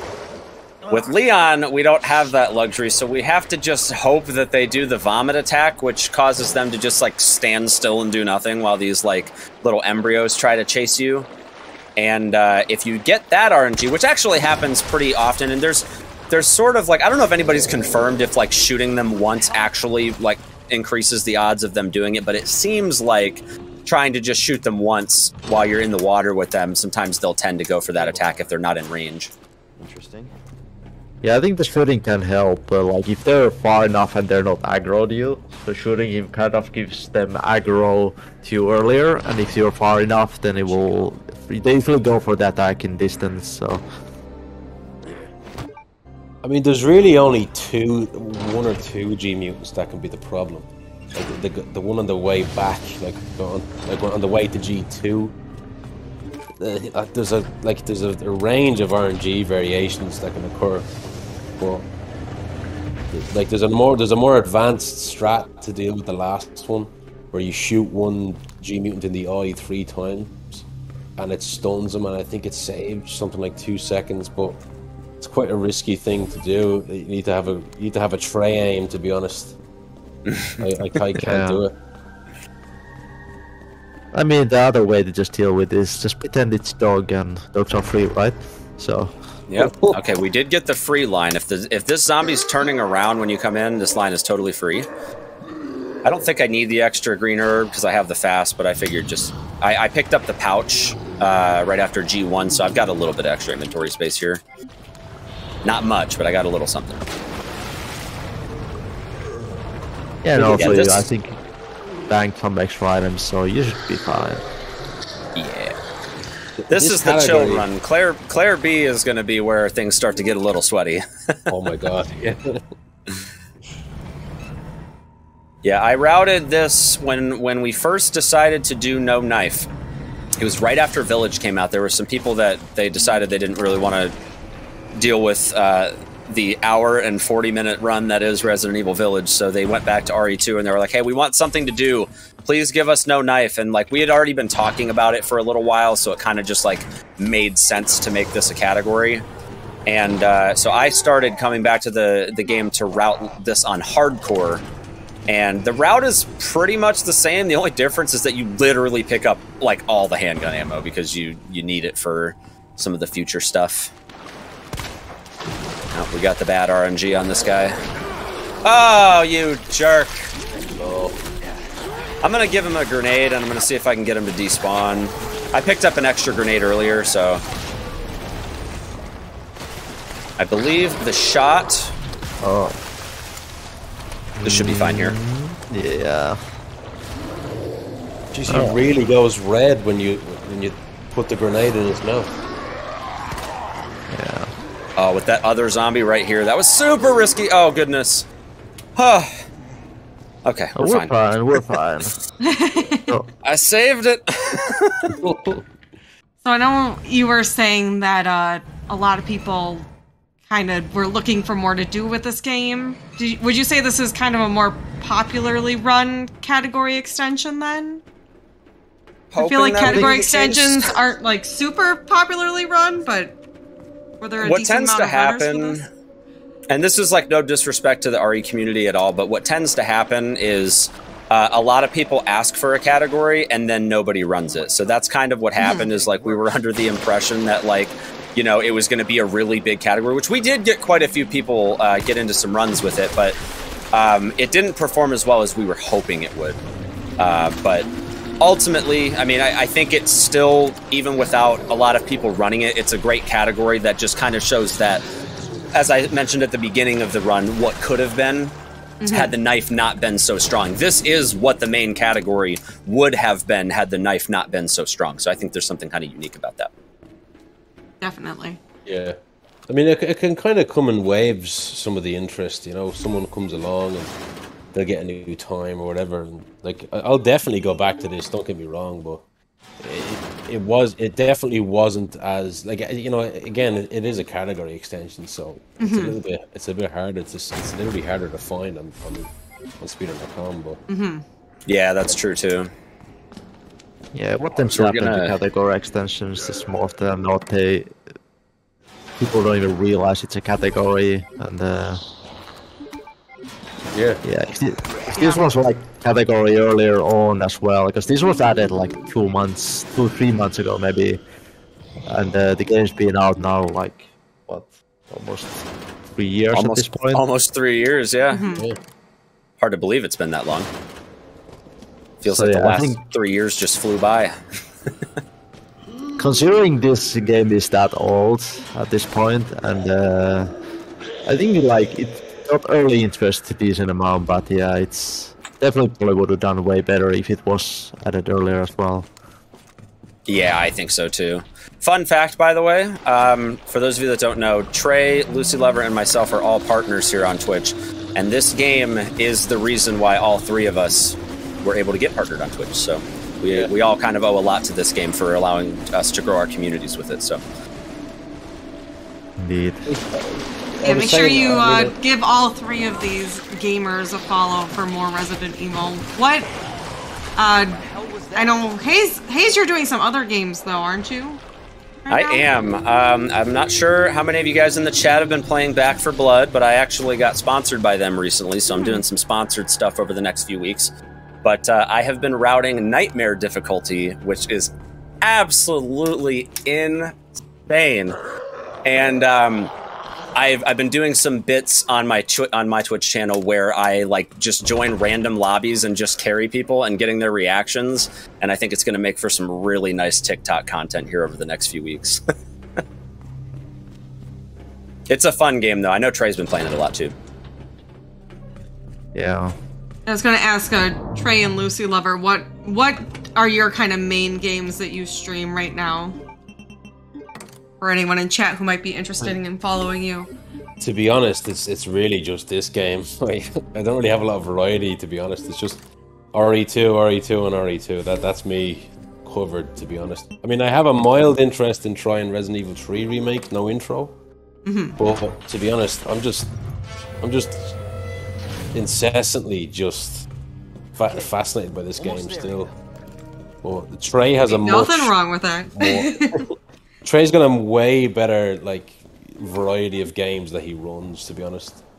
To me, yeah, like I mainly like this was my first speedrun game, RE2, and I played every single new RE game after this one came out, and I've always been kind of at the top there. But I've tried to be like find new different games because I don't want to play RE games forever. So I've been recently playing like Tormented Souls and Insound Mind and Back 4 Blood as well. Has been something I've been speedrunning a little bit. So yeah, I think that's a bit more variety.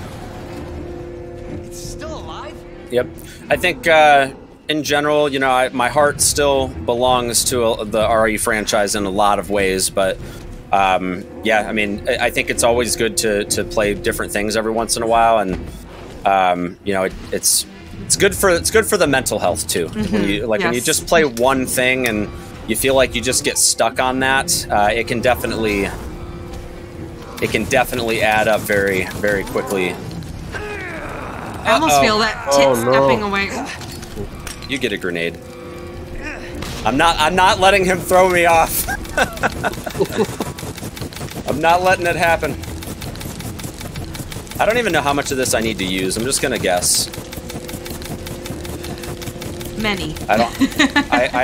I normally have an SRT up here. All right, let's try this. I'll see if I can G-bait him. Oh no! There's a big oh my god! That was close. That was so close. Oh man, I don't know if I'm gonna have enough for G3, but oh, that was beautiful. Always have to make it dramatic, don't you? Always has to be dramatic. Oh my god! I thought he was gonna grab me again. I thought that was it. Yeah. I think honestly Hazeblade was just showing off, okay? No. You know what though? I think my favorite G2 moment Where'd you get that? was when G2 saved your life, Trey. You remember that? Yeah, I love that clip. It's so old, that's so hilarious. Oh my gosh. That is probably one of my, not even just like G2 moment, probably one of my favorite moments. So Trey, when we were routing this like early on, this is like not the no knife categories, but the standard categories. He was working on some G2 strats, and he was like, I think you were actually in a live run at the moment, and like he was getting ready to die, but G2 swipes at him, and he literally rolls Leon out of the way and then just face tanks the crane, dude. It was so funny. Yeah, it's like so close call. Oh man, I don't think they saw that. I've never seen that clip. Oh, you have to go watch it. It's so good. It's probably in my Discord DM somewhere with Trey. It is such a clutch moment, though. It's like very early on in my stream when I still had my bad webcam and microphone and all that. The quality was like, I was streaming 720p and all that, so it's a very old clip, but it's very hilarious as well. Yeah, and I don't even think like you can time that any differently to get that. Like the timing was so perfect. But it was gorgeous. There's some really good memes in this game. Like if you play this game enough, some very, very funny moments are guaranteed to happen to you. Guaranteed. Indeed. I'm definitely gonna need this flamethrower ammo. Yeah, 272. Yeah, 272. You got a lot of grenades though. Yeah, and we won't need the grenades. Well, I'll probably use 3 grenades on Mr. X just to make that fight a little easier. So whatever I don't do with there's also grenade launcher ammo, or grenade launcher. There's also flamethrower ammo in the fight as well. Yeah, exactly. Yeah. Is it in the same spot as the spark shot ammo or the other side? I don't even remember. Yeah, maybe it was the other it's side. kind of I think it's the same spot as the spark shot ammo for clear anyway. Yeah. Okay. There's also a grenade in there too, so we should be fine. As far as I know, flashbangs also work for Tyrant on this category. Yeah, they do. Yeah.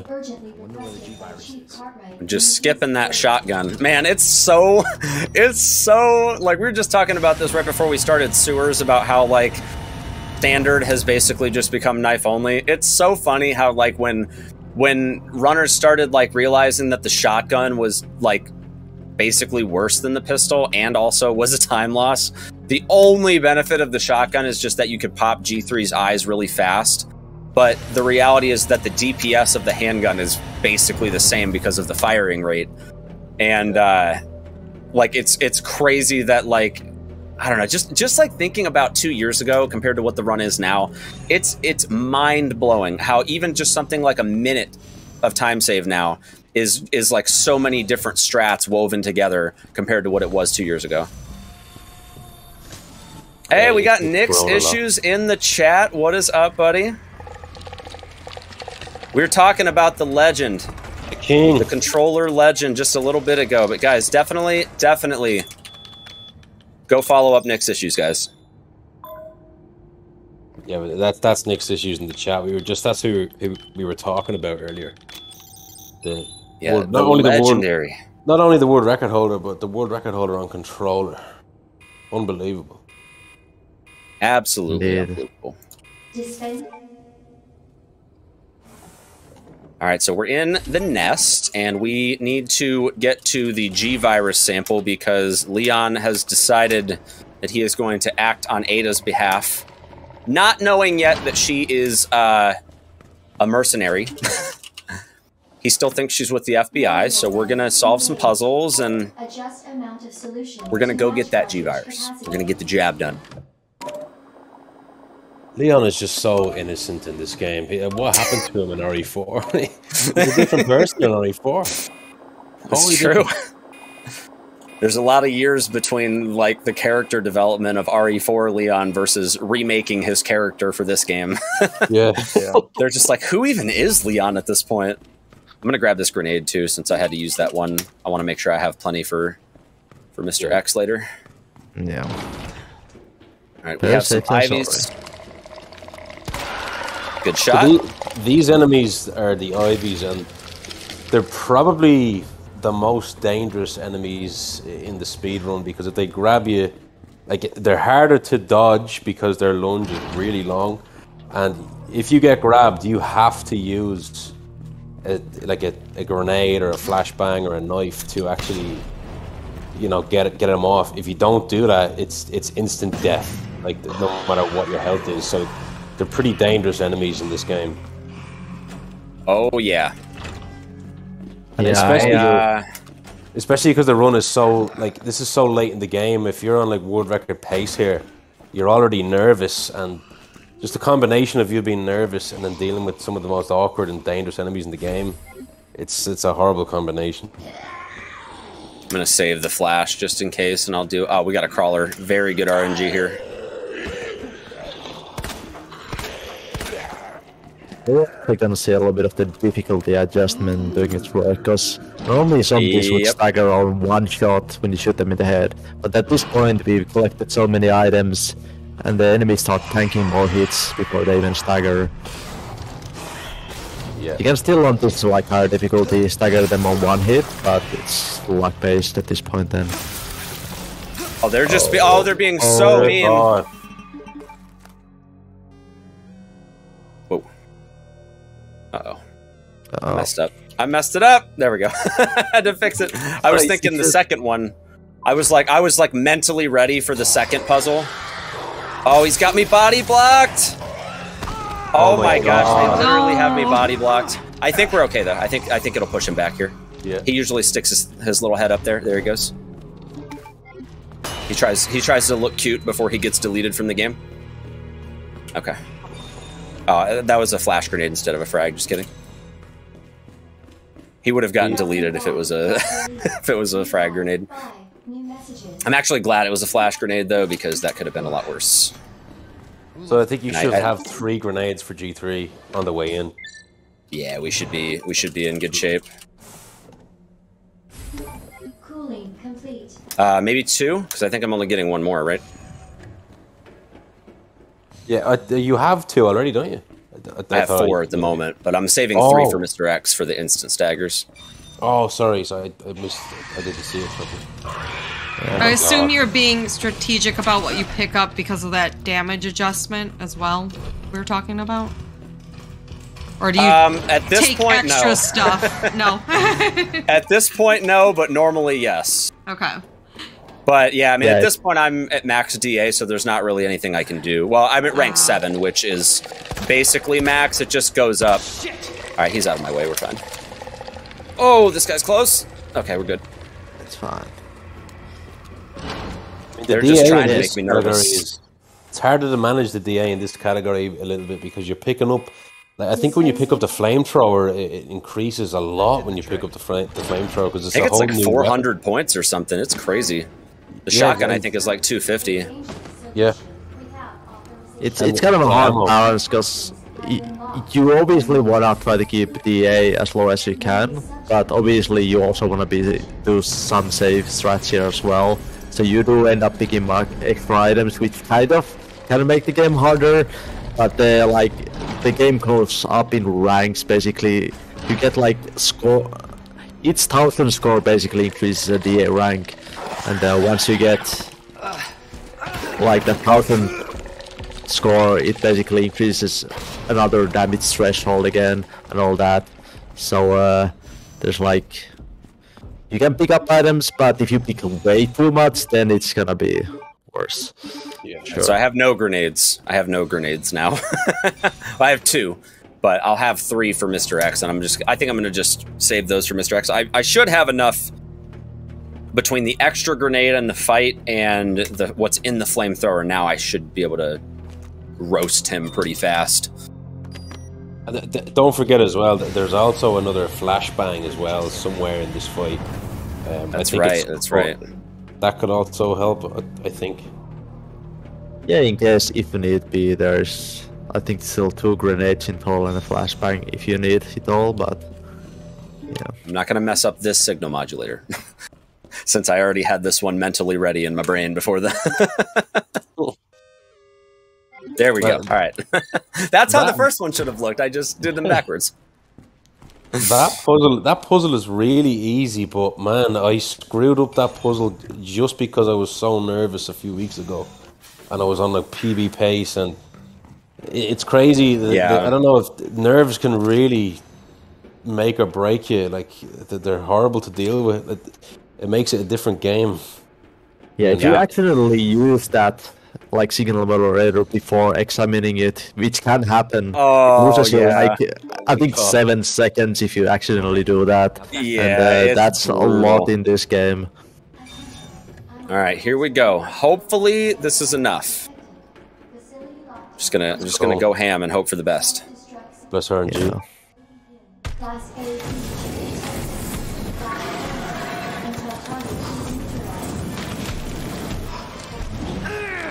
I was stuck. Oh. I was stuck on the. That's all right. Sorry, I'm gonna actually.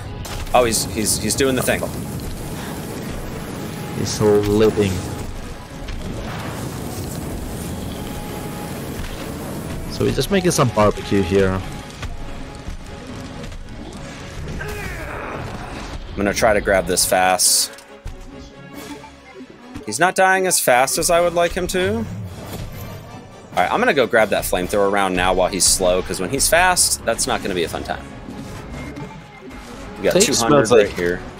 I'd say he smells like bacon, kind of. Yeah. Yeah, weird. Alright, this should be enough right here to finish him.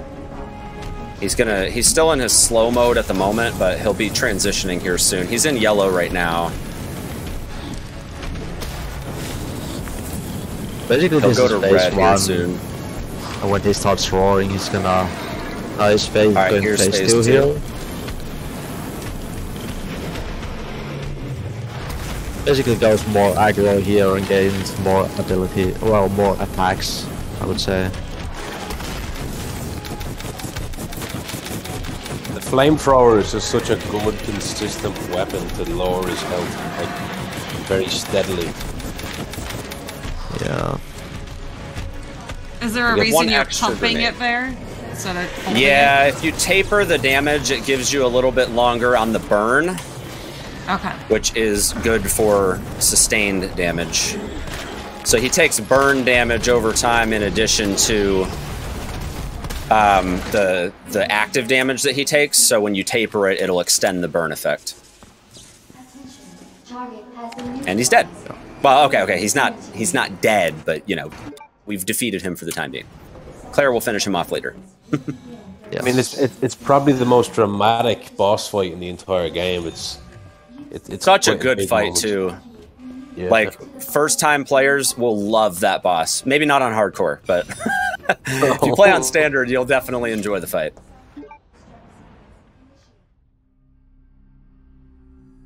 That's where Leon loses his one true love until Yeah. Rory 4. Yep. I actually loved that cutscene in this game, though.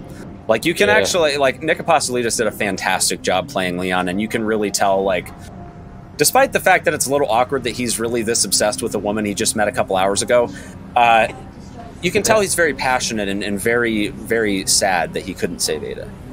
The emotion is very there for him, and Nick did a great job. Yeah, Nick was actually in Nick's Issues chat, I think, 2 weeks ago. Just chilling. snap. Like. Oh, Yeah. cool. Nice. Yeah, the voice acting community of this game is very, very involved on Twitch. Like, the cast of RE2, RE3, 7, Village, like, they're all over Twitch. And, like, being able to, like, hang out with them from time to time when they pop into people's chats and, like, they partake in a lot of the charity stuff that the community puts on, it's really cool to kind of have that that synergy between the people that help make the characters come to life and the people that play the ever-loving hell out of these games. Indeed. Oh boy, I'm running low on bullets here. Oh no. All right, good. Oh, thank Oh, the last goodness. bullet. Oh The my last god. round. Okay, Oh, then. man. I mean, I had a flash, but, you know.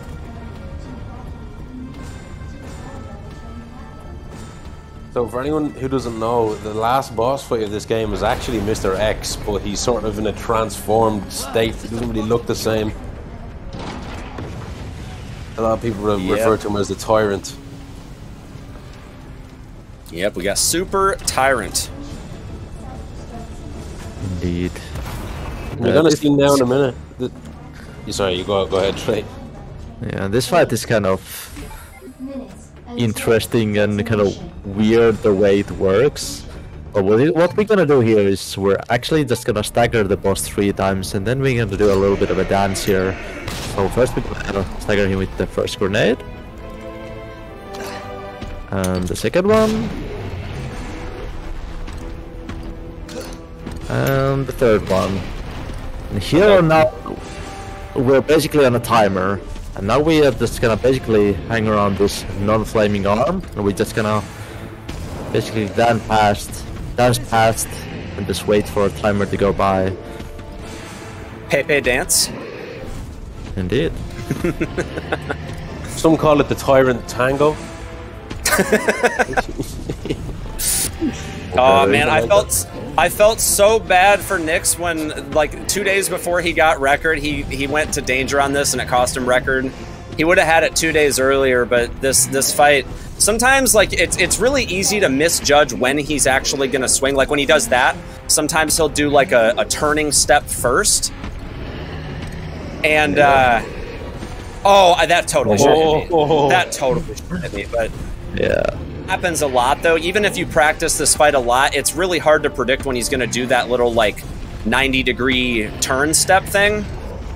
And it cost Nyx the record. I think he PB'd by 2 seconds. Yeah. But it cost Nyx the record. But he ended up getting a couple days later. But perseverance. Don't let Tyrant get you down. Record also have the danger thing on this boss. We have time coming up. Time. GG. GG, Hayes. Leon A, no knife on standard difficulty. Stay tuned though, we have another run coming up. I'm sure Nuclear is going to tell you all about it. Yes. Chat will be going on a little wellness break here, but make sure to stick around. Hazeblade will be showing off Claire B no knife after this, so we'll get to see a couple different strats, I'm sure, there. No knife and no promises. Before we go, let me squeeze in a few announcements here. Frost Fatale's game and volunteer submission will be open from November 2nd to 14th. Go to gamesdonequick.com for more information. If you missed out on any GDQ hotfix shows, check out our archive of past runs and shows at youtube.com/gamesdonequick. And if you're watching on YouTube, feel free to join us over at twitch.tv/gamesdonequick to check out our live shows, starting most nights at 7 p.m. Eastern. And while you're there, Hotfix is funded in part thanks to your subscriptions and bits. So consider subscribing to help support future broadcasts. All right, and that has been Resident Evil 2, No Knife, Leon A. Everyone, make sure you go take a stretch break, get some water, and we'll be back here shortly for No Knife, Claire B with Hazeblade. Hey, all you cool cats and gamers, welcome back to No Category Left Behind, the GDQ hotfix show that showcases category extension speedruns. I'm your host, Nuclear Reaction, and we're here with Hazeblade, running Resident Evil 2 Remake, No Knife. Now we're doing Claire B, if you just saw our Leon A run. Hazeblade, any introduction to this run? What's kind of different between this and Leon A? Everything. So Claire B is regarded as the most difficult category of the 4. Leon B arguably a very close second. But yeah, Claire B is insanely tough. You get a really powerful handgun at the start that takes longer to reload than it does to empty an entire magazine. So for the first boss, we're going to be enjoying the memes of us spending more time reloading during the fight than we're actually shooting. But it's going to be a blast. No promises. It's going to be one of those, we're going to do it well or we're not. And no matter what, though, we're going to make it to the end. All right. It's going to be a fun time. Hope you guys enjoy. And I am joined once again by my trusty commentators, legendary 7 Ray D and Lucy Lover. Please introduce yourselves again, guys. Yeah, I'm Trey. I speedrun this game a lot once upon a time, and especially the no-knife categories recently as well, but yeah. Yeah, my name is Lucy Lover. Sorry if my accent is very thick at the moment. I feel like I'm not very. I feel like I might sound a little bit too aggressively Irish, but I'm a speedrunner of RE2 Remake. I'm competitive with the likes of Trey in the chat and Hazeblade, and I've pretty much just been running this game non-stop for I think since it released. So that's who I am. All right. Well, we're going to kick off Claire B. And this is going to be intense pretty much from like the first 30 seconds on. So it'll be a blast. I hope you guys enjoy. Sit back, relax.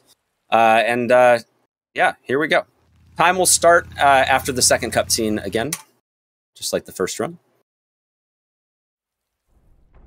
All right. In 3, 2, 1... begin. So, all right. It's an immediate change we can already see in this category. As you can see, we're starting from a different spot, and this intro has like a very big RNG spot coming up because there's going to be a bunch of zombies piled up, and we'll see how Haze gets through that because it's very hard to get through it cleanly. So, good luck. Yep, this is the go big or go home category, huh? Yep. This part right here is the courtyard, and it might be the highest reset point in any run of this game. Maybe it's even more reset heavy than the gas station because there's about 5 zombies that are just all RNG. Yeah. Yep. So we've got a little bit of a stockpile room here with guns and ammo and everything that you could possibly hope for in the zombie apocalypse. We have, looks like 2 free zombies. Nope, 1 free zombie. But you know what? I think we're going to be set. Perfect. Just 1 bite. That's fine. Nice. Indeed. I will take GDQ run 1 bite courtyard. All right. It can go far worse, that courtyard. Oh, yeah. We do pick up a grenade on that room, but if we grenade all those zombies, that will raise our difficulty up a lot. So that's why we really try to avoid using the grenade there. It's also good to save it for later on in the run. Yeah, exactly. So we're doing a little early item banking here because the pistol that we start with, there's actually no ammo for that drops during the entire run. The only way to get ammo for that is to craft it, which is a massive... we don't have time for that. So we're going to skip out on that handgun, which is a very slow handgun anyway, in favor of the Colt 45. As Revolver Ocelot would like to say... the Colt Single Action Army, the greatest handgun ever made. And we're about to find out just exactly how strong this great handgun is once we get to G1. And if I get all of my shots on point, we're going to drop him 20% of his health in like a second flat. But aside from that, this handgun reload speed is terrible. Yeah. I mean, it's probably the only downside to this gun is the reload time. And she aims from the hip as well. It's very difficult to get used to it. So we're actually going to take an intentional hit here to go into caution, but we do need to be very careful because we took that bite in the courtyard. So we're actually in low caution right now, meaning that if we get hit by anything else, aka getting tackled by a zombie, that's probably going to be an instant kill on standard. On hardcore, it's definitely an insta-kill. But normally in the caution, if you just take the hit without the bite, you're fine. Now what we can do, though... I'm actually going to test this. I don't know if using this herb here is going to... I don't know if it's going to put me back in fine, so I'm not going to use it yet. But if I do take any damage, let's just hope that it's not getting tackled. Because a tackle bite is probably going to kill me. Also a thing, if you've never seen like this game run, there's a difference with the Leon St. Clair movement. Claire, for some reason, actually all female like characters have the same run animation, which is actually faster if you're on caution. So it's actually good that we're on caution because we actually like it's easier to run by enemies and just overall we're faster. So it's I think it's like 5 or 6% faster, which will save like minutes in the whole run. Yeah. But yeah. One of the big differences about the B scenario as well. Oh no, Karen. You know what? I actually am not mad about that because at least now I know that I have exactly 401 HP. Because that bite definitely took me to 1 HP and Green Herbs heal for 400. So I am not complaining. I will gladly prefer to know exactly how much HP I have. That is indeed one of the early RNGs in this B-side run. There's like sometimes he's just right behind the door and there's nothing really you can do about it. Or you can do, but it's very slow if you do it, so it's just better to take the bike instead if he's there. Yeah. And one difference about the B scenario is that I believe the DA actually starts at a higher DA at the start of the game, because it's like the game is saying, well, look, you've played this before, so we're going to make it a little bit harder for you early on. And another difference is obviously right there, the puzzle differences. Basically every puzzle in the game, not every one of them, but most of them are different in the B scenarios. The solutions are different, so you have to solve them all over again. They're also like cranking up the difficulty, like a lot more random wandering enemies. And if you already heard, there's a tyrant wandering up around in RPD already. We just started the run, so yeah, that's also a difference. Yeah, I'm still in A scenario mode, so I have to like think about what I'm doing with these puzzles. I think I'm gonna take a bit of risk here. I think normally we climb down the ladder and hit that shelf, but I'm gonna opt in favor of not activating those other two zombies. I'm just gonna pray that Eleanor isn't there like later in the run. Eleanor is the zombie in the library for anybody who doesn't know, and I think a lot of runners would probably be of the same opinion that Eleanor is probably the most annoying zombie in the game. Probably. I agree with that. You will definitely get familiar with Eleanor if you speedrun this game. Let's put it that way. It's inevitable.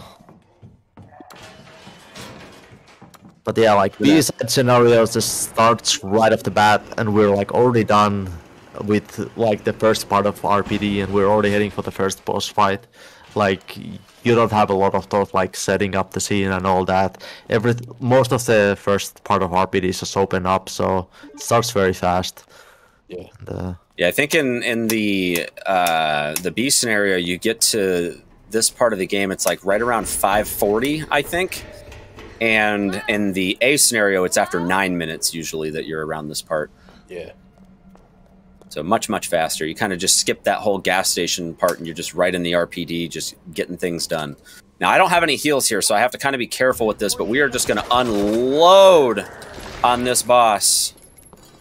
But as I mentioned before, we're going to spend more time reloading than we are actually shooting because the reload speed on this thing is terrible. Like the second to shoot the clip and like 7 seconds or 8 seconds to load the whole clip, so there you go.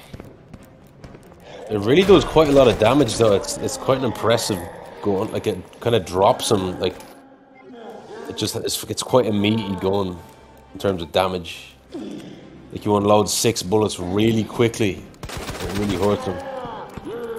Yeah, it hits him pretty hard. I'm hoping that this is enough. There it is. Exactly. You don't even need the grenade, basically. Yeah, I picked up the extras. This way. Go ahead. I can imagine that'd be so devastating if you missed for some reason, and that reload time and. Yeah, I missed once. You may have seen that pipe there. That pipe has collision, even though the pipe doesn't extend as far as it actually does. We were talking about this a little earlier when I was practicing, that we suspect that maybe because of the way G. Birkin's movement is, that the devs actually like in like the post-development cycle when they're getting ready to release the game, maybe they added collision because people were cheesing the fight by like using that pole as like a way to like slow them down. I don't need to use the item box. But yeah, like that pipe it doesn't extend out that far, but the railing goes out a little further, and there's collision from the railing all the way up. It's like an invisible wall. And it makes that fight a little painful sometimes because it looks like you're shooting him head on, but it's actually colliding with the invisible wall that is the pipe. Yeah, exactly. And here we're heading for the Claire version of the kennels, which is slightly more scarier, I'd say, compared to the dogs. So let's see how it goes. Yeah, so instead of dogs, there's actually 2 lickers. This first pass is more often than not more often than not the easier one. On the way back is where things are a bit more scary. We'll see how it goes. Your first one's free. Your first one's free. Your second one, good luck. Yeah. I did get a safety herb back at the G fight, so there's a chance that we'll do this. All right, let's see. Oh, bless RNG. Oh! Nice. Looks good. Clean. All right, we're good. Nice. Very nice. Yeah, we got the clean. And here we're actually doing interesting manipulation. It's hard to explain that, but the lickers are basically all dependent on like your camera angles and like depending on what animation you are in. So if you're like aiming and walking backwards, the licker will actually try to ambush you and jump in front of you, even though he's behind us. So that basically will give us a free pass there and just let us go through freely. Yeah. Feels like good, in a way, lickers in this game are kind of camera shy. You point the camera at them and they sort of move slower in a way, and then sometimes you don't look at them. They sort of tend to aggro, and then again there by aiming there, it kind of makes the licker jump in front of you and gets out of your way. They're very strange. There's a lot of strange manipulations with the lickers, even using bullets as well. Yeah, lickers are one of the most complex enemies, and there's like a lot of different ways and scenarios you can manipulate them. Like you could talk about just so long, about all the possible scenarios, but yeah. All right, so we're now in RPD2 officially. So this is going to be similar to Leon's segment of RPD2, except the location that we're going to be dropping off the items at is a little bit different. So we're going to be going into this room, and we're not going to grab the knife because this is no knife. We're going to grab the part here. So normally for Leon, that's in the basement, but Claire doesn't go to that part of the basement. So this is her first part up here. And then we're going to get the other part in the clock tower. So we're going to do that clock tower puzzle the same way that we did with Leon, except instead of using the club key, we grabbed the heart key from in Chief Irons' office. So a very, very small difference in the route. So instead of going through that west outer hallway again, we'll actually be cutting through the west office. And we're going to hope that Mr. X doesn't decide to flank us on the way out. Yeah, it's actually one of the more... I think RPD2 with Claire is sort of a little bit more... kind of more stressful because of Mr. X, because there's a door... particularly with Claire B, because the Marvin zombie can be a problem, and along with Mr. X, they can kind of team up on you when you open a certain door. You're going to see it in about a minute's time. That being said, Leon B RPD2 is... whew, that's pretty rough, too. Yeah. That west outer hallway, oh man, on B scenarios, you can get literally 2 lickers in there, plus like 4 zombies that if you just get bad luck, it's over. On hardcore, ooh. What do you think? Should we YOLO? Let's YOLO. Oh, we didn't get the YOLO. She turned early. I should have saw it. Should have seen it for what it was. It's alright. Nope. That's why we pick up green herbs. Yeah, that's what the herbs are for. Yeah, that's what they're for. All right, let's see. Where's Marvin? Oh, Marvin, buddy. All right, we're okay. Yeah, we're okay. As long as we don't kill Marvin, it's fine, because it's illegal to kill Marvin, okay? He's like... yeah, it's just... not approved in speedruns. Oh, no. Oh, no. I'm in danger. Oh man, this is not good. All right, we're okay. We're okay. I'm gonna try something here. I think we might be able to use this nade. Actually, this nade to wiggle our way out. Oh god! Oh no! He was right there, dude. It's what happens. That's what happens. I warned you guys. I said it's either going to happen or it's not. All right, I think there's an extra heal here. I can take the extra one just to be safe. Yeah, you. Sorry, I'm not going to say it, but yeah. You know, we're all thinking it. We're all thinking it. Exactly. I mean, again, it just shows how dangerous things can be in this game. It can end so quickly. Oh yeah.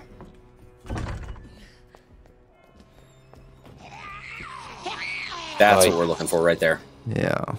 Very nice. Yeah, she'll walk into the railing, and that's how you know it's like safe. Sometimes she'll turn around, but all right. So I'm not gonna have room for the extra grenade since I picked up the spare herb, but that's fine. Not too worried about it.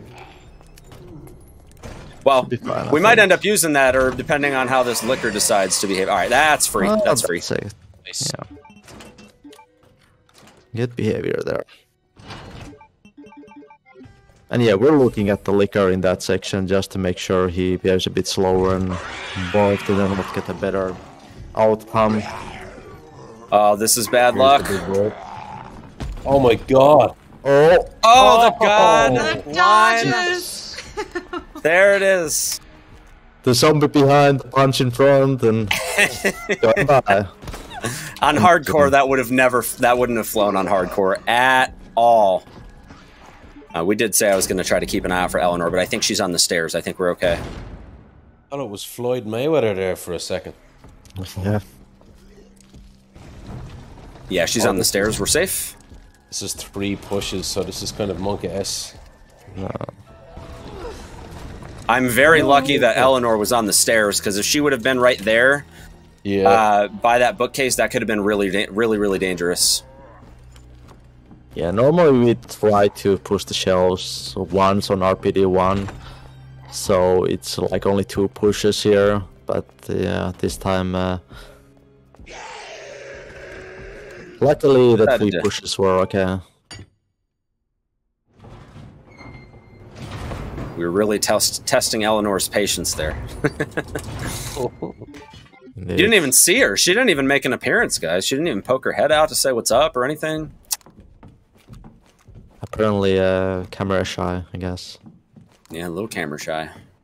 She really only, you know, kills great runs. Like when they're unbelievable, she will kill you. Like. Yeah, she saw that death earlier. She's like, nah, I don't need to. The damage is done. The damage is done. I'm not needed here. Yeah.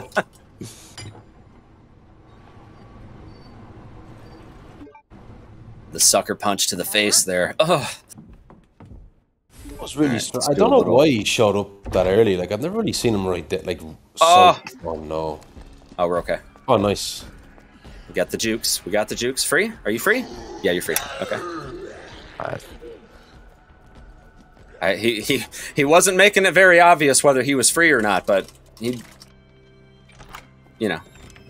I almost feel like Capcom. I think that zombie there. I almost feel like Capcom almost deliberately put him there to just annoy speedrunners, because it's just such a perfect kind of time for him to be not turning at the right spot. You know, I don't know what it is about him.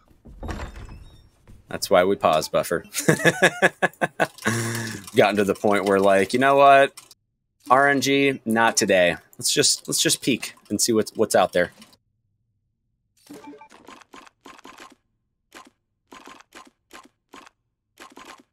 I missed one. Which one is it? This one? Yes. Yeah, there we go. That circuit puzzle is technically, I think, the hardest one of the 4 categories, because it has the most. I think it has 13 inputs. Yeah, it's crazy.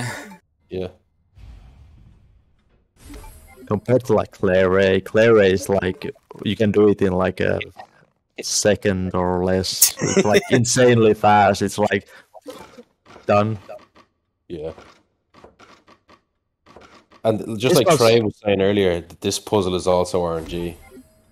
If you get very lucky, so normally in this puzzle you need to always move the first block to the third slot, and then you gotta rotate to match the icons. But if you get lucky, it can be actually instantly solved when you just move the block over. So that's like can be insane amount of time save in some runs, but it's just very, very rare. To give you an example, I have over 3,000 hours in this game, and I've got it once in 3,000 hours, so... Really? Only one? I don't think I've ever gotten it. Yeah. I've probably gotten it like 40,000 times, knowing me. I think I have like maybe 4,000 resets, which Trey's like, yeah, that's cute. I think I have like maybe 4,000 resets on Claire A, which I don't know if there's any difference in that on like A versus B, because it's the same path, right? But yeah, unluckiest speedrunner.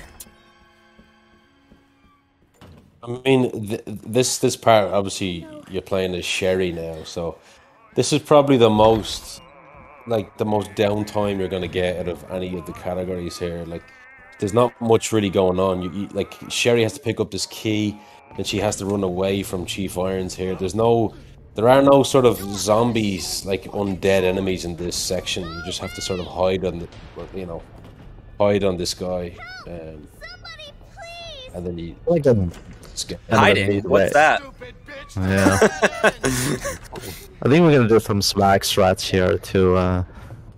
Yep, this is one of our swag strats here. We're gonna since we all love coffee so much, we're gonna hide behind the coffee, and Chief Irons just apparently doesn't know the difference between a coffee thermos and Sherry Birkin. Very, very complicated stuff here. Indeed, and we're just gonna play a little bit on Chief Irons, just stand this whole section. Obviously, it'd be safer to crouch, but just for the thrills of it. And we will be disrespecting him a little bit here in just a moment. Don't worry. But believe it or not, Chief Irons is not legally blind. He just cannot see Sherry for some reason. I don't know why. It looks I guess you could argue he got thrown with acid on the face, but yeah, maybe that hurts a bit. I forgot that happened because you get so used to skipping cutscenes. Exactly. But yeah, this last spot is actually my findings like way early on. It's kind of a hilarious that this actually works. I spent like 2 hours just doing this section to figure out how to do this as lazy as possible. This is actually a very good spot as well. This is like this is what the world record runs use at the moment. So just enjoy this lovely look at Chief Irons trying to find us at this very obvious spot. When the devs reacted to my Claire run on that IGN video, this is like the highlight of the whole thing. Is just like them reacting to Irons just like being completely oblivious to my presence here, standing up in the middle of the room. If you guys haven't seen it, it's a really fun run. The directors of this game, alongside Pete Fabiano, which he's not with Capcom anymore, he's with Bungie, but oh, did we get the dupe? Ah, we almost got the dupe. We almost got the dupe. I don't know if you saw that menu that popped up. No. Almost got it. It's so rare. It's the double key in the inventory, is it? Yeah, I was saying in my practice stream earlier that it's like 1 second time loss if you get the dupe key, but it's actually 2 seconds because you react to it because you're not expecting it and you lose another second. You're just so not expecting it. But it's so rare. It's so rare. And I think I actually canceled out of the menu, but we did get the dupe, which is not good. You don't want the dupe. The dupe is bad. What triggers the dupe from happening? Being really fast. Oh. Yeah. I guess spamming too much, but it's like hard to say because like even if when you try to spam sometimes on purpose too much, it doesn't seem to always work. So it's hard to say exactly why it sometimes triggers the key dupe. Yep, it's definitely one of the memes of this game. Like, you just be like on record pace and just like lose a second to the key dupe and just, oh, I have so much health. Okay, we're good. You just like lose that time, and like when you're grinding record, like 1 second matters so much. Like, you might be in one section and you go +1 and you're like, nah, this is garbage. Just reset. Yeah. I mean, I'm surprised we haven't spoken about it yet, but there is there's a quirk to a little mechanic in this game that we call shift boost as well. And it's something that it's kind of hard to explain, but you I don't know how you would, I don't know how you can actually explain shift boost. I can try to explain it. It's something that you won't notice really unless you're at very high level. But basically, whenever you are in cutscenes or you are in full stop, if you start running normally, there's like a little bit of a hunch animation, which takes a moment to get to full speed. But if you actually press forwards and time your shift boost after you like start first walking and then pressing the shift, you will actually start instantly with a full speed. And you can actually use this to save just tiny fractions of time every time there's a cutscene or every time you use a key item. Not very like, this is like a thing that only if you run this game a lot, you would actually notice this being used. But even then, like, you have to be at very top level to even like realize about this whole mechanic. Yeah, I mean that's the perfect way of describing it. Like, it's just it's something that's so hard to notice.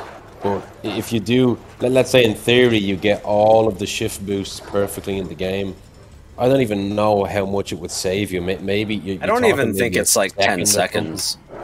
Yeah, I don't even think it's like 10 seconds. It's like very, very, very small. Well, it's hard to say because like you can kind of use it in different scenarios. Actually, very recently finding as well, you can actually after each shot, if you want, you can do a shift boost, which means you like go instantly back to full speed. So technically, I think it's like 0.2 seconds if you get it perfectly, which you won't like very rarely get it exactly perfectly. But to do that many times in a run, it counts up to seconds, and this game definitely just every second matters the higher you go in the leaderboards. Yeah, I mean at the highest level it really can make the difference between a world record or not.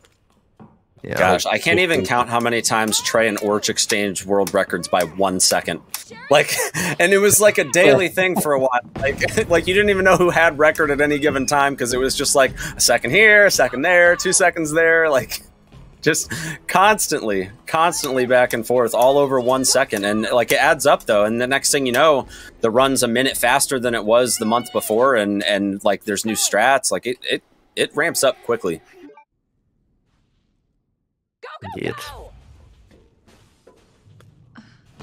All right, so we're now in the sewer section once again.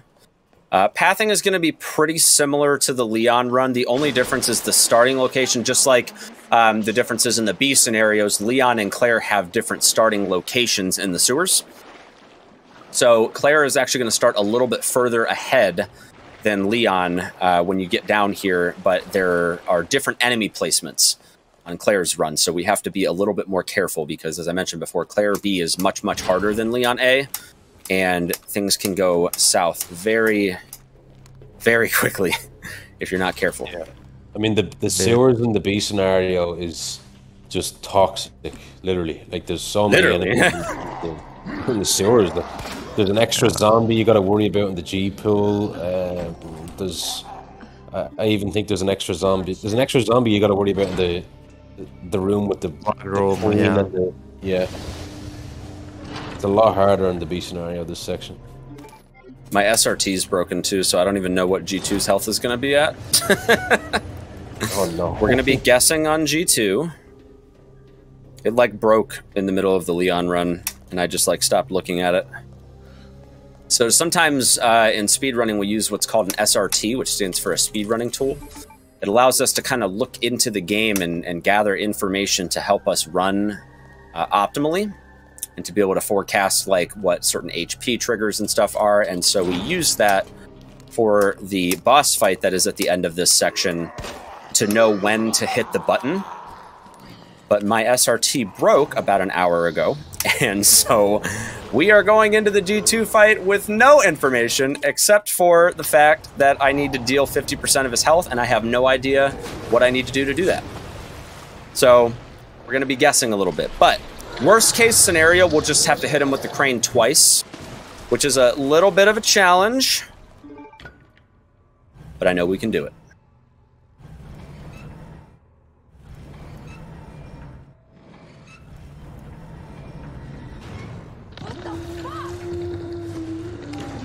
Claire is very, very fed up with the shenanigans of Raccoon City at this point. Yeah, Claire's got a real mouth on her. Like she crushes a lot. Yeah, she does. She's I'll so say this one gentle. in particular. Yeah. She's so gentle in the classic version of the game, and she is naughty. She's naughty in the remake. Yeah, there's some unbelievably rare screams that sometimes you can hear. It's, you know, I feel like I've so many hours in this game, but still keep hearing new voice lines or like screams and yells. It's the one where Leon says, "Get out of my face." I think I had played the game for over a year before I heard that one for the first time. Yeah. Like, they're just so random, and I think they did an interview on that they recorded, like, some ridiculous number of them, and, like, they don't even know how many of them made it into the game because of how many they recorded. Like, it's almost like it's like they keep adding. Maybe that's what the updates are that we get, like, every 3 months, is them just adding more lines for Leon and Claire to yell. The funniest thing about, in my opinion, is like about the voice. Some of the lines that Leon says is that, like, the amount of times Leon will say "what the," and he says it all the way into the labs. So like the 20, like I don't know, the 50th zombie he sees in the lab is like, what the? Yeah. He still doesn't know what he's looking at. Just can't believe it. What the? This zombie here is an extra zombie on B side, and you know what he's. Sorry, go ahead. Just about to say, there's also another one in this upcoming room here as well. I'm gonna grab the flash just in case. Oh, I need to make room. He's probably the worst zombie in the sewers. Yeah, here we go. Yeah.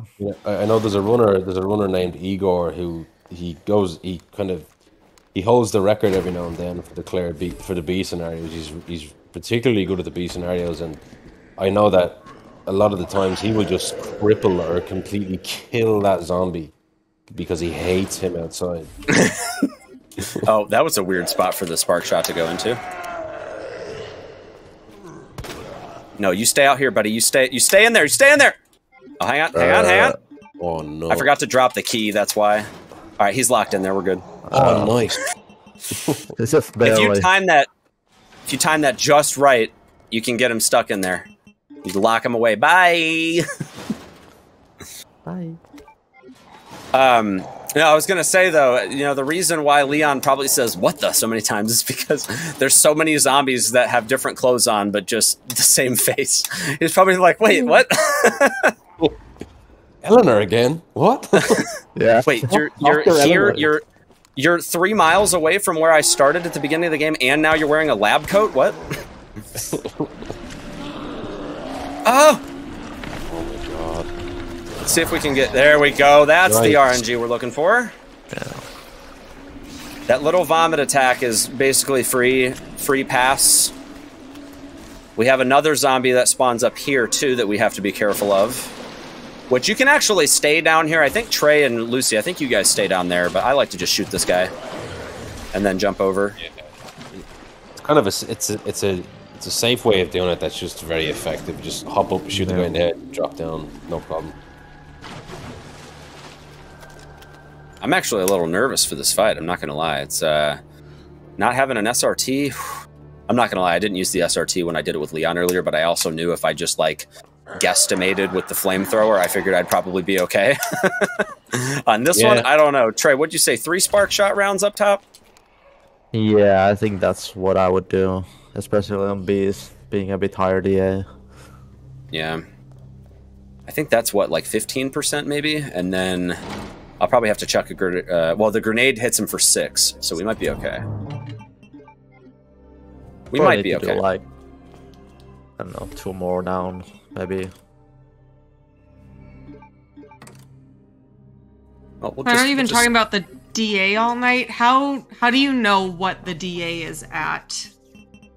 So, I guess for speed running purposes, we usually have a tool which kind of displays the difficulty adjustment. And for the longest time, we kind of didn't use it as much to like in our runs, but like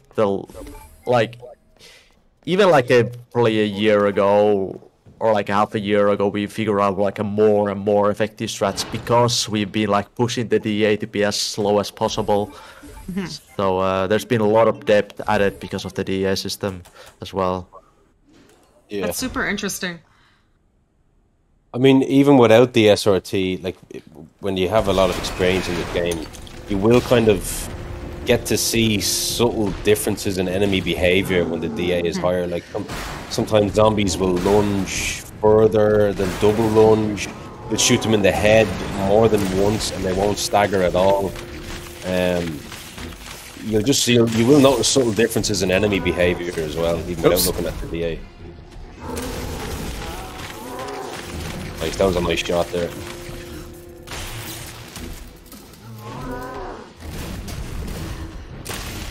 I think that's okay. Maybe. Oh! He smacked me like right as I was getting ready to pop off on that too. Alright, I'm gonna just go down. Gives me a chance to set this up. The spark shot without the upgrade is just so slow. It is like, it does a lot of damage, but it just requires the wind up to actually do the damage. I'm grabbing the... My gosh, I'm just wasting so much spark shot ammo. I know I'm grabbing a knife here. It's not to use offensively, I promise. Wow, he is trolling me today. I'm gonna try to drop him with the handgun because I think he might be low enough. Yeah, he's done a decent amount of damage so far, I'd say. See if I can get a back shot here. Alright, let's try this. I don't know if it's going to be enough, but we'll try. I might hit him just one more time with the rest of this ammo just to see. It's very difficult without the DA, like, without the SRT, I mean. Yeah. Oh, we got him. Nice. We got him. Thank goodness. So the way, if you want to one-cycle this boss, you need to get him under 50% health to be able to do so.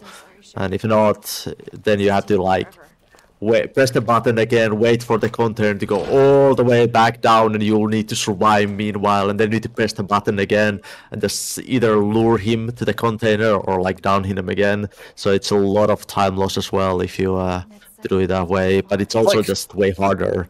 So yeah, I think it's like, what, like 50 seconds or something like that to get the crane back around? It's something crazy. It's ridiculous. Yeah.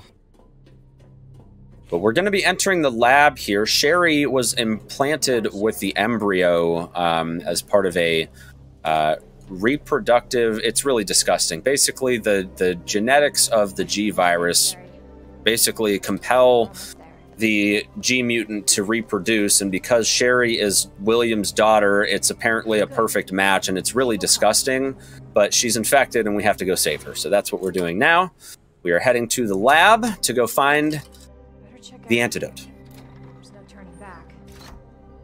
Indeed. And on B side, actually, the lab is to some extent a bit easier. There's like one section which is a bit shorter, and you have to deal like there's a notorious section called lab lickers, which has been the death of many runs in this life cycle of this game. And on B side, luckily, you only need to pass like through lab lickers once when they're active, and yeah. Thank goodness. It seems to. I mean, I guess that Capcom's kind of logic was that, right?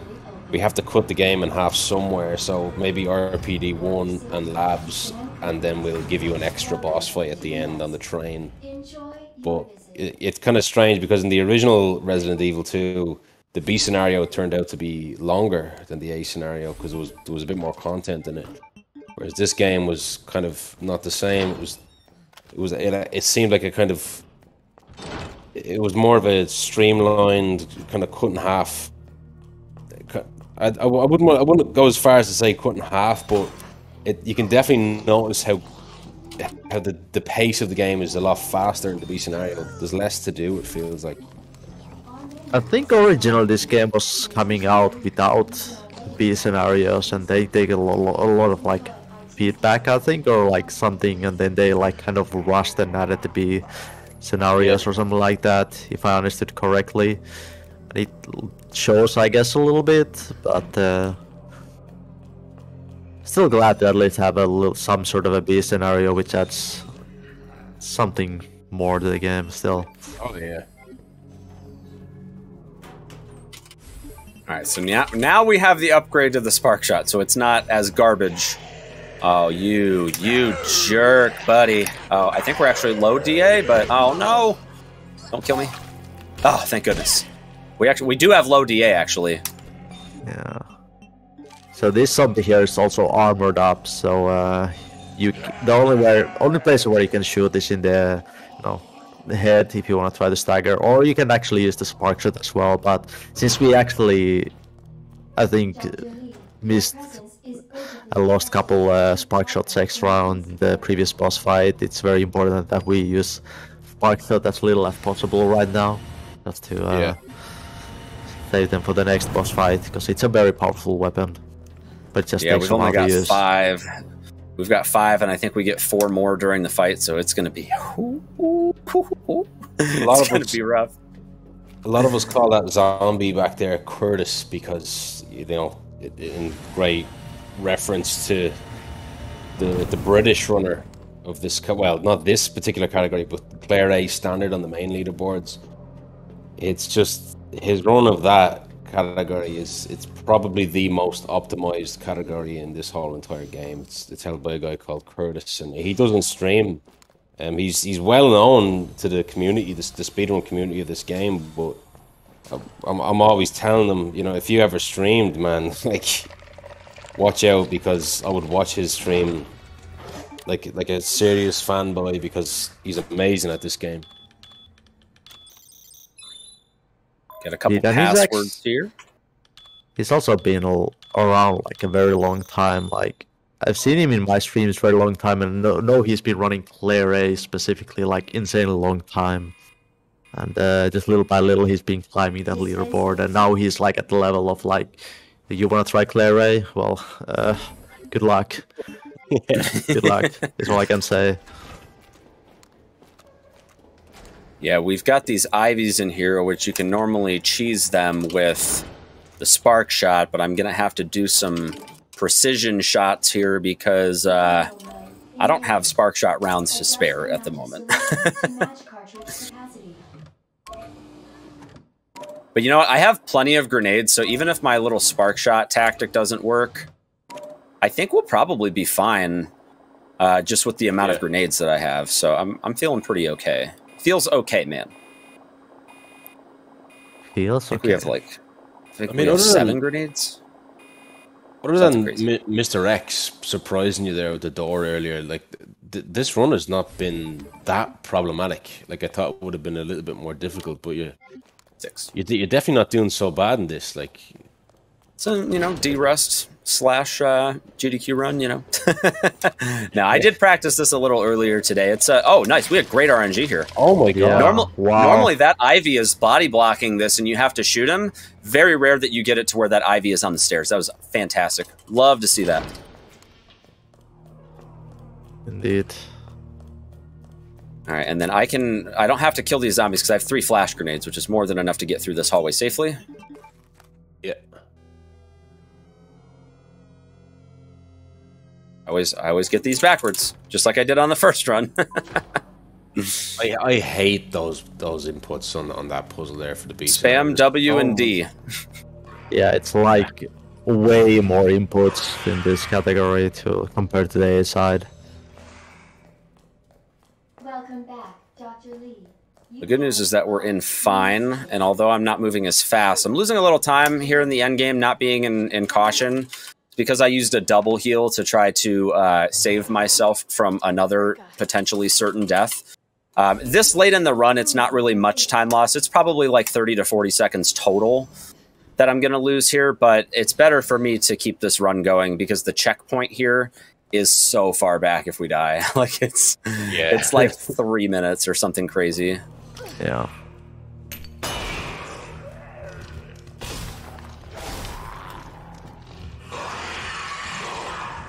Very good. Nice. No aggros or turbos. Yeah, sometimes those lickers will immediately run as soon as they break out, but fortunately, like, again, that camera manip that we were talking about, that kind of helps prevent them. Oh, man, are we getting the God RNG? Oh, my gosh! What is this RNG, dude? Oh! Nice! Very, very nice RNG.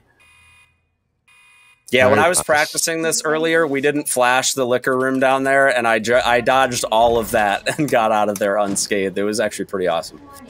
I would never do that in a real run, though. Yeah, so that section has like 3 zombies and 2 lickers, right? So in this one, you basically have to run by them only once. And on the A side, you have to run through them kind of 3 times in total. Yeah. And once upon a time, we used to do that section without flashbangs on the A side as well, so that was fun. Once upon a time. Do we get good RNG?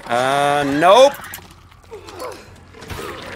I'm always so bad at the timing on that. Like whenever he does that like step stagger, I'm always so bad. But we had 2 extra flashes, so I was like, you know what? We can afford it. I'm just going to take some extra health here too, because I'm really low on spark shot ammo. I have 5, and I kind of need 9, which I'm going to get 4 more in the fight, but I'm probably going to miss, knowing my track record, so... The good news is that the first shot's free. Like, 9 times out of 10. Sometimes you get, like, a weird meme where he doesn't do the roar at the beginning of the fight, and in that case, it's not free. But if he roars at the beginning, the first shot's free. That is so rare that I still haven't gotten it in my 3,000 hours of this game. And I see so many other people get it, but I don't understand how you, like... Yeah, it's very crazy, man. Yeah. Trey never gets bad RNG.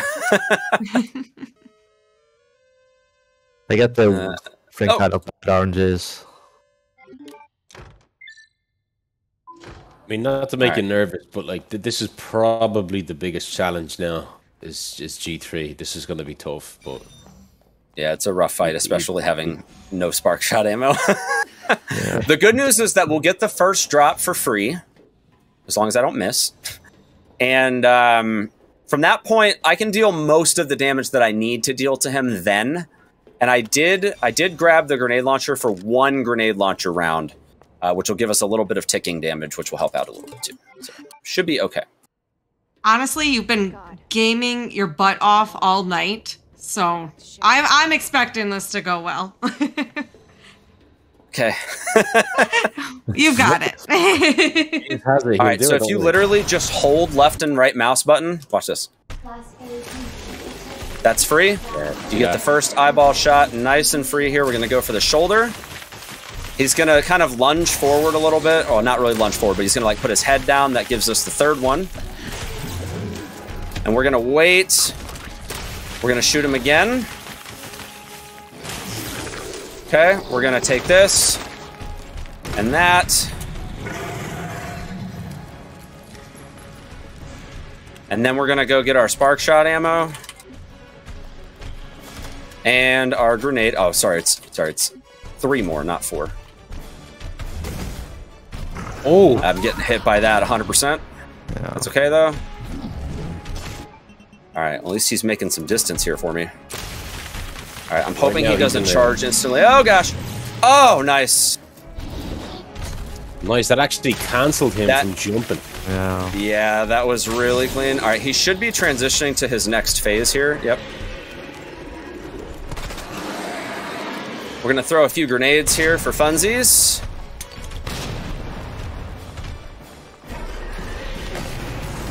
How many grenades do I still have? Oh, we got plenty of grenades, dude. Oh, that one just totally missed. I'm gonna try to get him when he swings back. There it is. Yep, on impact, too. GG. Very nice. I was a little nervous for that fight, I'm not gonna lie. And we have 3 grenades for the final 2 fights, which we won't be using grenades on the last fight, but for G4, sorry, there's 5 G evolutions. I get them mixed up all the time. I'll be like G2, 5, 3, 4. That's pretty regular for me to do that. But G4 coming up, oh my gosh, grenades are so good against him because the entire fight is based off of how many eyes you destroy. So if you're using weapons that don't actually destroy the eyes, so the grenade launcher, for example, is completely useless on that fight because it doesn't destroy any eyes. So the boss fight is tracked by how many of them you destroy. And the grenades, as long as you hit it like somewhere in front of him, it destroys all of his eyes at once. So like even just 2 grenades takes away like most of the progress that you need to get him to drop down to his knees. And then once that happens, he starts crawling and you'll finish the fight. Even if you don't do anything, you'll finish the fight because his eyes start bursting on their own. But you can speed that up a little bit by continuing to destroy his eyes while he's crawling. You'll get to see that here in just a moment. Yeah, I think it was like counted. I think it's on standard, it's like 45 eyes and like hardcore it's 65 or something. You need to pop, so it's all gonna come down. Like you could like minigun the body like 2 hours and the boss won't die, but it's all about just, you know, destroying the eyes. I guess it's become like a big Resident Evil trope now at this stage to just shoot the eye, shoot the eye, shoot the eye, shoot the eye. Yep. I swear to God, though, I was about to say, Hayes, during that last G3 fight there, I was about to say, why don't you just use the knife? I was like, oh yeah, it's no knife. I forgot. Can't use the knife. Yeah. No knife, no problem. Hold my beer. All right, here we go. Here we go. All right, we are very, very gentlemanly scholars here in the RE community. We hold the door open for this nice young lady here. Saves 3 seconds. Yeah, it's a literal time. Yeah. It's actually 3 seconds faster to stand there and do nothing while the door stays open, believe it or not. Because it takes Sherry forever to open that door. Because she, like, pushes it open, and then she, like, stands there for a second. Yeah. And, yeah, if you just hold the door open, her pathing will allow her to continue following you without breaking it to open the door. Of course. Trey, did you discover that one? Who found that one? Hold on. Sure. I don't actually remember. Might have been Curtis, maybe. I don't know. Yeah. I remember Waifu found a lot of different strats and manipulations. Like, he found the strat with Callahan at the start where you just pause at the door and he opens the door sooner. I think he found that. I think he found the shot at you shoot the floor just before you go into the library as well. I think he found that too. I don't know if you heard the original strat, like how it got discovered, the first pause manipulation. But there were like actually construction workers outside, like when Waifu was streaming, and he paused the game accidentally at the right time. Yeah. I'm gonna go close and window because there's construction workers outside, and then somehow he called at the split for like 3 seconds or like 2 seconds, and I was like, you know what's crazy about that is like, some people don't know this. I have ADHD, and like that is something that like I never would have noticed. I would have unpaused and not thought anything of it. That time save there, I would have just been like, oh, I must have just paused like a second later or whatever. You know what I mean? Like I never ever would have. My ADHD brain, I don't pay attention to any of that stuff. Like, it's just one of those things where like I don't. Was it somebody in chat that pointed it out, or did he just like notice it?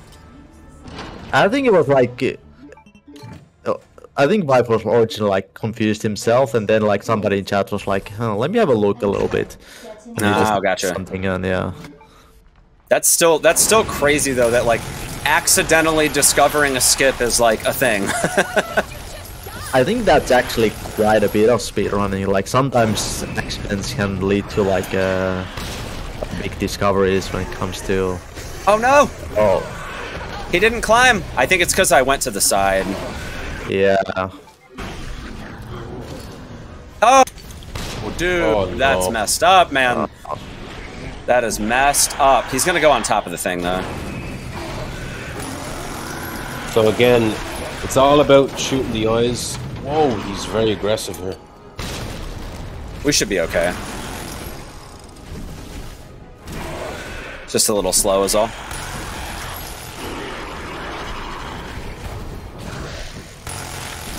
He should go down right here. Maybe. Just, I think maybe a little longer because the eyes just turned red. Yeah. That missed grenade really messed me up. I gotta be careful because I don't want to use too much ammo. All right, there he goes. I'm actually just gonna let him burn. This is like probably 15 seconds time loss. I don't have the ammo to pop these eyes myself. Yeah, for like a no knife me scenario, it's very important to conserve enough ammo for the last G fight as well. Not a problem on A side. But... This is what I was explaining in the elevator, though. These eyes start bursting on their own when he starts crawling, so even though it's really slow, I had to take the time loss because of that missed grenade. That was really unfortunate, but it happens. This is the final hurdle now. This is the final boss fight of Resident Evil. Yep, we are on G5. You only get this boss on the B scenarios. They tease it when you finish the game the first time, and then they're like, guess you gotta play again. And this fight is actually kind of interesting. So, the first, like when he first starts, he's very damage resistant. He only takes like 5% of the normal damage. But the closer he comes to you, the more damage he starts getting. So we're actually waiting to the very end where he's actually taking like an insane amount of like damage multiplier, and we're just gonna finish combat like when he's way closer to us. I think it's like what, 5 seconds for, or no, it's when he hunches over, right? Yeah. When he opens back up right here. Yeah. The visuals as well, like I really think it looks amazing here with the train just completely. Oh, it's a bit over now. There it is. GG time. GG. GG, Hayes. Holy shit. It was a scuffed run, but we made it. Well done. That was really awesome watching, I think, the two runs back to back and kind of seeing the differences. And just seeing, you know, fights without stabbing with the knife the whole time. Thank you so much, Hazeblade, for showing that off. Yeah, no problem. I want to give the three of you an opportunity to shout out, you know, your own streams. Please let chat know what you're doing on your streams. Chat, make sure you give all three of these great runners of this game a follow. But yeah, please let the people know. Righty. So again, you guys can find me if you'd like to watch more of my content, twitch.tv/Hazeblade. I am a full-time content creator. I do this whole thing for a living, so definitely appreciate the support. Thank you guys so much for having me. I also have a YouTube channel, Instagram, Twitter. You guys can find me at Hazeblade TV. Lately, I've been streaming a lot of Back 4 Blood. I've been routing Nightmare Act 1, moving on to Act 2 and 3 very soon. Possibly some co-op speedruns too, and then I also play with viewers from time to time as well. So if you guys want to partake in that, head on over. Again, twitch.tv/Hazeblade. It's been a pleasure. No, we're just. And yeah, you can find me on 7Ready on Twitch as well, and on most social media as well. I've been recently just kind of speedrunning a lot of different games, and I think I might be checking out Fail Frame, the new one. I think it's 5 coming on PC. Probably gonna speedrun that as well, but yeah. And you can find me on Twitch at Lucy Lover. And at the moment, I'm mostly running Leon. At the moment, I'm still pretty obsessed with Leon A.